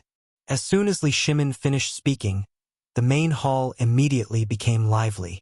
White Deer College is finally going to organize a basketball game. Old man has been waiting for this opportunity for a long time. This time I must let my son participate. The ranking isn't important. The most important thing is to participate. Chapter 1740. I want my son to go too. I want to bring my family's servants. This is a rare opportunity. Everyone rubbed their fists and palms, looking eager to give it a try. It was as if they were the ones participating in the basketball competition. Seeing this, Li Shimin was delighted. The enthusiasm of the officials was a clear indication of the importance of this competition. Seeing the endless noise in the imperial court, Xiao Gizi hurriedly shouted in a hoarse voice, "Everyone be quiet." As soon as he finished speaking, the officials stopped arguing and returned to their seats. At this moment, the dean of the Imperial College, Lu Hongwan, stepped forward and cupped his hands. "Your Majesty, I would like to lead the students of the Imperial College to participate in the competition. Your Majesty, please allow it." Before Li Shimin could reply, the Hongwan Guan's dean, Ouyang Kai, also stepped forward. He cupped his hands and said, "Your Majesty, I would like to lead the students of the Hongwan Guan to participate in the competition. Please allow it." "Since you have such intentions, I will naturally allow it." Li Shimin waved his hand and immediately agreed. Seeing that everyone was so enthusiastic, he was overjoyed. How would he dare to reject? When Cheng Yaojin and Yu Qigong saw this, they exchanged a look. Without saying anything, the two of them immediately understood each other. They stepped forward one after another and cupped their hands.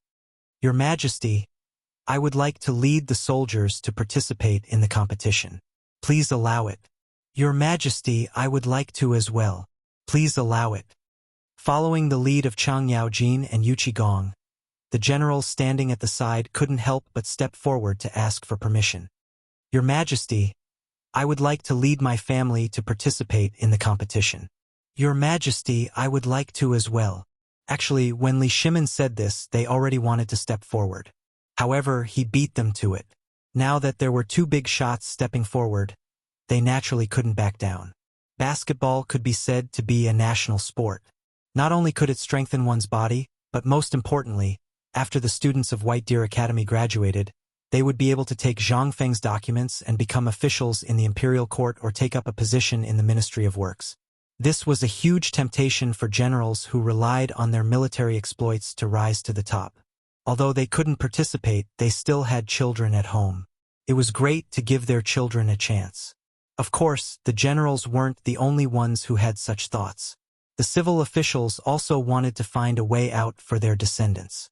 After all, White Deer College was approved by His Majesty. Principal Zhang Feng's reputation was even more widespread. He was known as a prodigy, so there was no mistake in participating. "Your Majesty, please allow me to participate in the basketball match." "Your Majesty, this subject agrees." His Highness's officials seemed to be united as they all asked for orders. Li Shimin had a headache. He didn't expect there to be so many officials.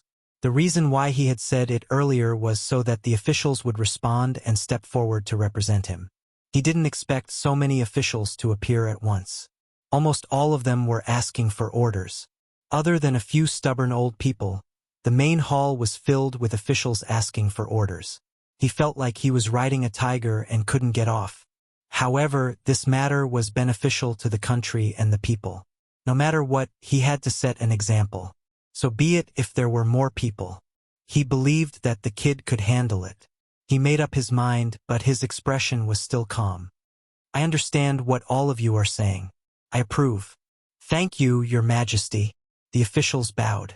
After the court session, the officials hurried back to prepare for the basketball match. The military officials rushed to the barracks to select elite soldiers for training. The civil officials started to select servants from their families to accompany the young master. Even the imperial palace began to train.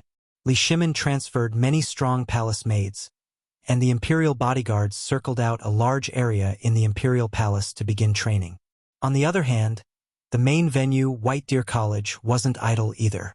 Ever since Zhang Feng returned, he started to prepare for the basketball match. The people from the college also knew the importance of this basketball match. They took the initiative to bring everyone to the court to play. They were determined to win first place. Just like that, the basketball match's reputation spread like wildfire. Now, the streets of Chang were filled with news about the basketball match. After a few days of preparation, the basketball match was about to start. White Deer College basketball court. The spectator seats were filled with people. Not only were there rich people, there were also many poor people. They all heard the news and came to watch. They couldn't miss such a grand event. There were also some high officials' children in the front row. Many of them didn't have the qualifications to participate and could only watch. There were also children of the royal family, such as Li Ji and Li Quan. They were still young and could only raise their heads to look at everything in front of them. Beside them was a big shot like Li Yuan. When he heard about the basketball match, he was the first to want to come. Looking back at the court, Zhang Feng stood in the middle of the court. This time, he wasn't participating. He was the referee. Because these people didn't know much about basketball, they needed him to guide them. Zhang Feng gestured to the people on the court, indicating that they were starting to warm up. The first match was between Chang Yaojin's team and the Grand Scribe's team. When they drew Chang Yaojin's team, the Grand Scribe was about to cry. Who didn't know that Chang Yaojin was a famous scoundrel? Even if he lost, he could still say that he won. Moreover, he had the identity of a duke. Who dared to offend him? Chapter 1741. After the court session, all the officials seemed to have something on their minds. They didn't talk to each other and hurriedly walked out of the palace gates. Even the few old officials who usually needed the help of servants to attend court were in high spirits, afraid that they would fall behind. Not to mention the generals, each one of them ran faster than the other. They took large strides and hurried back home. Even the officials who usually liked to drink wine didn't go to the restaurant. This was because they had something important on their minds, which was to gather people for training and prepare for the competition. Originally, this kind of competition wasn't worth the officials' craze. However, Zhang Feng had promised that as long as they won first place, they would be able to enter the academy for free. That was White Deer College. As long as they studied for 3 years, they would be able to enter the imperial court as an official with Zhang Feng's documents. They could even enter the Ministry of Works. The 6 ministries weren't easy to enter.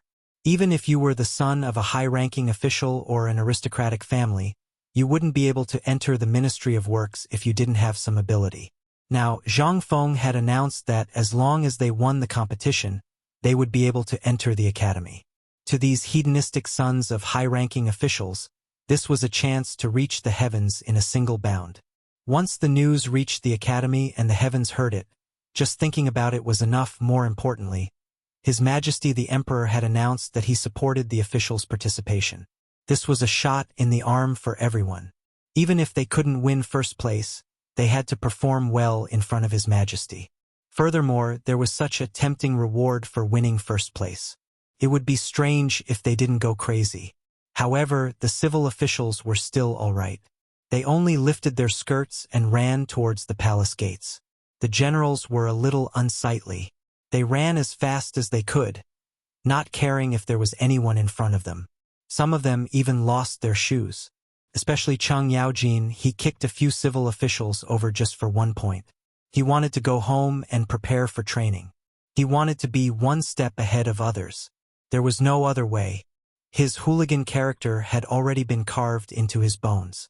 No one dared to stop him. This was Lu Guogong. Who the hell dared to provoke him? He snatched the reins from a palace servant and mounted his horse. Giddy up! With a loud shout, he galloped towards the Chang residence. It was a pity that Chang Yaojin turned a deaf ear to the Chang mansion's servants' shouts. He was only thinking about basketball. Along the way he rampaged. Many vendors were thrown to the ground by old Chang. They were about to stand up and scold him, but when they took a closer look, they realized that he was a F*** demon king. Who would dare to be rash? They obediently shut their mouths. However, everyone still didn't let go of old Chang in their hearts. They called him a B*****, a B*****, and other unpleasant words. When everyone cleaned up the stall again, they saw the silver on the ground. They put on a smile again and stopped cursing in their hearts. After rushing all the way, old Chang finally arrived at the Chang mansion. He jumped off his horse like a carp. Chang heir, where the hell did you go? Hurry up and get Lao Tzu out. Old Chang's family had a bunch of illiterates who couldn't read a single word. Therefore, for the sake of convenience, he named his servants Chang-yi, Chang-heir, and so on. This was also one of the reasons why he was usually a laughingstock. There was no other way. When he was young, he didn't have the money to study. "Sai, master, I'm here." Chang-heir put down what he was doing and quickly went up to him. Why wasn't Chang-yi here? That guy was still eating old Chang's dust. Old Chang walked in from the mansion door in a hurry. He glanced at Chang-heir and hurriedly said, "Hurry up and gather all the servants and maids in the mansion for Lao Tzu. Lao Tzu has something to say." Chang-heir was stunned. Master usually didn't care about family matters because he always said that men should lead troops to war and that women should be in charge of family matters. Why did he change today? He scratched his head and was about to ask when suddenly, he felt a sharp pain in his butt. Immediately after, old Chang's curses came one after another. "Hurry up! Lao Tzu doesn't have time to wait for you." Chang-heir rubbed his butt aggrievedly and hurriedly ran away. Not long after Chang-heir left, a rough female voice came from the inner mansion. "Old Chang, why are you making a ruckus in the courtyard? Did I not let you eat your fill?" The person who spoke was Chang Yaojin's wife. She usually had a carefree personality and knew some martial arts. She was known as a tyrant in the Chang family and no one dared to provoke her, especially old Chang. He was as obedient as a cat in front of her. "Madam, you came just in time. I have good news for you. Feng Zi is going to hold a basketball game soon. I'm going to bring the servants to participate." Chang Yaojin looked at Madame Chang and hurriedly went up to her. Of course, he had to share happy things with others. Of course, this person was his wife. "What? Feng Zi is going to hold a basketball game?" As expected, it's great news. Madame Chang's eyebrows were knitted together. Although she had never seen Zhang Feng before, his name had long spread throughout Chang. She had heard so much about him that her ears were sore. Moreover, he was on good terms with her husband. Naturally, she was happy. "That's right, madam. This time, the competition will be held in the White Deer Institute. Not only that, even the emperor supports it. All the officials will be participating. Who do you think I, old Chang, am? Naturally, I can't lose to old Black." Old Chang had a smile on his face. It was completely different from his arrogant appearance outside. Chapter 1742. You still know that you can't be outdone. Look at what you're like outside. You idle around every day.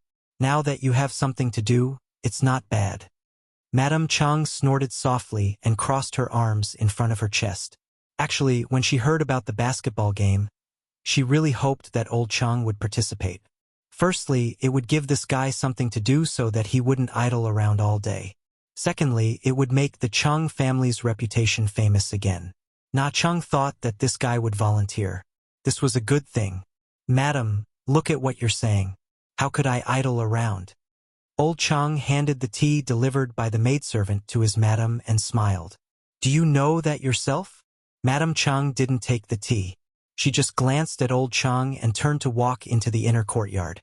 As she spoke, a voice sounded, "I hope you won't embarrass your Chang family this time."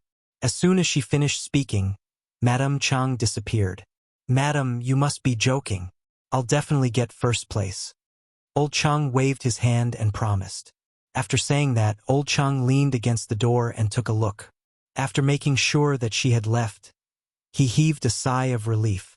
A moment later, Chang Er led all the servants and maidservants to the front yard. There were 20 servants and 15 maidservants. There were a total of 35 people.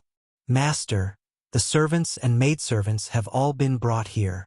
Chang Er endured the sharp pain in his butt and bowed. Old Chang tidied up the resentment from being bullied by his madam and nodded at Chang Er. With his hands behind his back, he walked in front of everyone and scanned them one by one. Many of the servants were soldiers who had come down from the battlefield. They had followed him before and could be considered to have some friendship. The maidservants were hired. You and you come out. Old Chang reached out and pointed at a few servants, indicating for them to step out. The few people who were pointed at were confused, but in order to avoid injury, they still stood out. They were all the strongest in the Chung family. Such people had good physical fitness and would be good at playing basketball. Even if they didn't know how to play, he could teach them himself. These problems didn't exist. Leave behind 3 maidservants who are in good health. The rest of you are dismissed. Go do whatever you need to do. Old Chang waved his hand at everyone and dismissed them. After everyone was dismissed, Old Chang looked at the few people left behind and smiled. You all know basketball, right? Who knows how to play? As soon as he finished speaking, everyone's face lit up. It turned out that Old Master had kept them here for basketball. They used to be soldiers. Although they were now servants in the Chang mansion, they would still do some activities. Previously, when he heard that basketball was released, all of them left the Chang mansion and went to play basketball without eating. They could be considered experts. If they didn't know how to play basketball, they would be mocked. Master, I can play basketball, and I can shoot 3-pointers. Come on, have you ever made a 3-point shot like that? Master, I can do it too. 1 against 2 is no problem. Everyone was talking at once, and Chung Yaojin felt like his head was about to explode. Shut up, Lao Tzu. Old Cheng shouted, and everyone immediately stopped talking. Then Old Cheng glanced at everyone. I don't care if you knew how to play Lao Tzu in the past, but you have to know how to play now. Now, White Deer College is going to hold a basketball game. You will participate with Lao Tzu. From today onwards, everyone is only allowed to sleep for 6 hours a day. You have to train the rest of the time. Can you do it? When everyone first heard that Old Chang was going to hold a basketball game at White Deer College, they almost shouted because they all knew what kind of existence White Deer College was. Although they had never been there, they had heard of it. It was a signboard that the emperor had personally appointed. If they played a game there, wouldn't they be full of imperial aura? They would even have the right to brag in the future. However, after hearing the last part, everyone's excitement was extinguished by Old Chang. They were only allowed to sleep for 6 hours a day. Damn it, even the military camp wasn't so strict. However, when they thought about being able to play basketball at White Deer College, everyone felt relieved. Their eyes were red as they shouted in unison. We can do it. We'll get first place. We'll get first place, we'll get first place. Old Chang glanced at everyone and couldn't help but nod. These guys really didn't disappoint him. Then why are you still staying here? Hurry up and go train. The maidservants, prepare tea. Old Chang glared at everyone and shouted. There was nothing he could do. If he spoke to these guys properly, they wouldn't listen. Yes, master. Everyone responded one after another and dispersed. There was basketball in the Chung residence. Old Chang would play a little when he had nothing to do, and the servants could also play. Looking at the servants training, Old Chang's hands also itched, and he subconsciously joined in. Of course, Old Chang wasn't the only one training. Gong wasn't willing to fall behind. After he returned home, he immediately went to the military camp. Since they were going to play basketball, they naturally had to choose the strongest people, and these people were in the military camp. Gong looked at the rows of people in military uniforms in front of him and shouted, "Let me tell everyone a piece of good news. White Deer College is preparing to hold a basketball game." Halfway through his sentence, everyone's expressions changed from solemn to pleasant surprise. Chapter 1743. They were soldiers and rarely had any entertainment activities. Basically, the few of them would get together to brag and talk about which family's young ladies were pretty. Ever since basketball came into existence, their daily training became more fun. Playing basketball in 2s and 3s with their friends and getting other teammates to join them. These days were really enjoyable. Today, the general said that White Deer College was going to hold a basketball competition. Could it be that they were going to be part of it? Everyone widened their eyes and looked at Gong with hope. However, they didn't dare to speak. There were rules in the military camp.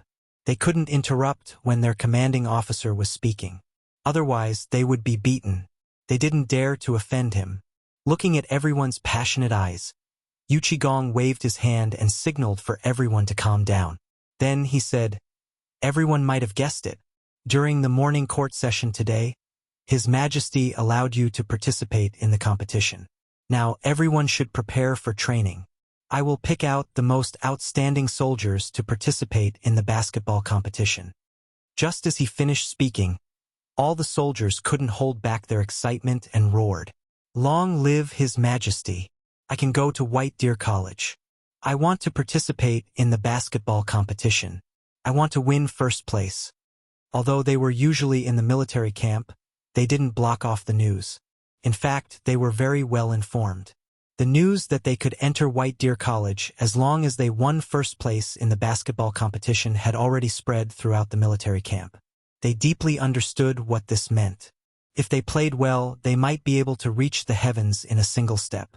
Of course, this didn't refer to these soldiers, but to their descendants. They were all soldiers and were destined to be in the military camp for the rest of their lives. However, their descendants were different. If they won the competition, they would have the opportunity to send their family members to White Deer College. For poor families like them, this was undoubtedly a heaven-sent opportunity. They definitely couldn't let it go. Everyone pumped their fists and cheered as they made various decisions in their hearts. Seeing everyone's enthusiasm, Gong felt a little more confident. He thought to himself, "Lao Tzu is definitely going to get first place. Who can compete with Lao Tzu's soldiers? Soldiers, listen to my orders." Gong roared. Just as he finished speaking, everyone immediately stopped talking and stood in place. They knew that the general was about to give his orders. Training was about to begin, and then he would be able to participate in the basketball match. Their faces were brimming with excitement, but their bodies were as straight as poles. Gong looked around and shouted, "Everyone, listen to my orders. Leave the soldiers on sentry duty behind. The rest of you will split up and go train immediately. Dismissed." Oh, he went for training. Take first place. Everyone immediately cheered and walked to the basketball court in 2s and 3s with their arms around each other's shoulders. In order to provide more entertainment for the soldiers, a basketball court was built in a designated area in the military camp. Gong looked at everyone's backs and became even more determined to be the champion. Even if he couldn't get anything for himself, he definitely couldn't let his brothers who had gone through thick and thin with him go to waste. These people were all men who had sacrificed their lives for the Tang dynasty. He must let these brothers stand out for once. At the same time, the Imperial College also began its preparation phase. Dean Lu Hongwen was gathering the students for a lecture. With his hands behind his back, he glanced at the students in front of him. "Ahem. I've gathered everyone here today because Old Man has something to announce." All the students frowned and looked at Lu Hongwen in confusion. They knew that this guy was a stubborn old man. He usually liked to talk nonsense. For him to gather everyone here today, it definitely wasn't anything good. If he didn't want to increase the number of classes, then he wanted them to memorize the 4 books and 5 classics. What was he up to today? Although everyone had resentment in their hearts, they still had a trace of respect for Lu Hongwen. None of them dared to utter a single word. After all, Lu Hongwen was the dean and a famous scholar. Otherwise, how could he be regarded so highly by the emperor? During the morning assembly today, His Majesty announced that White Deer College will be holding a basketball match in the next few days. After Old Man's pleading, His Majesty has agreed for Imperial College to participate. Lu Hongwen stroked his beard with his right hand. There was a hint of pride on his face. It was as if he had painstakingly begged for a place in the competition. As soon as he finished speaking, a hint of surprise flashed across the student's eyes. However, this surprise disappeared in an instant. Then, everyone was stunned and looked at Lu Hongwan in confusion. The surprise was that they could participate in the basketball match. One had to know that they were usually trapped in the Imperial College and basically had no freedom. Although they were the children of high-ranking officials, once they entered Imperial College, they had to obediently bow their heads and listen to the teacher's instructions. Usually, they were even stricter. They had to behave properly and sit properly. Now that they finally had a chance to play basketball, they could only play it for 2 hours a day. This kind of life had long driven them crazy. They couldn't wait to leave this place. Today, the dean actually said that he was going to hold a basketball match. This made everyone ecstatic, because once it was held, they could leave Imperial College and see the outside world. At the same time, they couldn't believe it.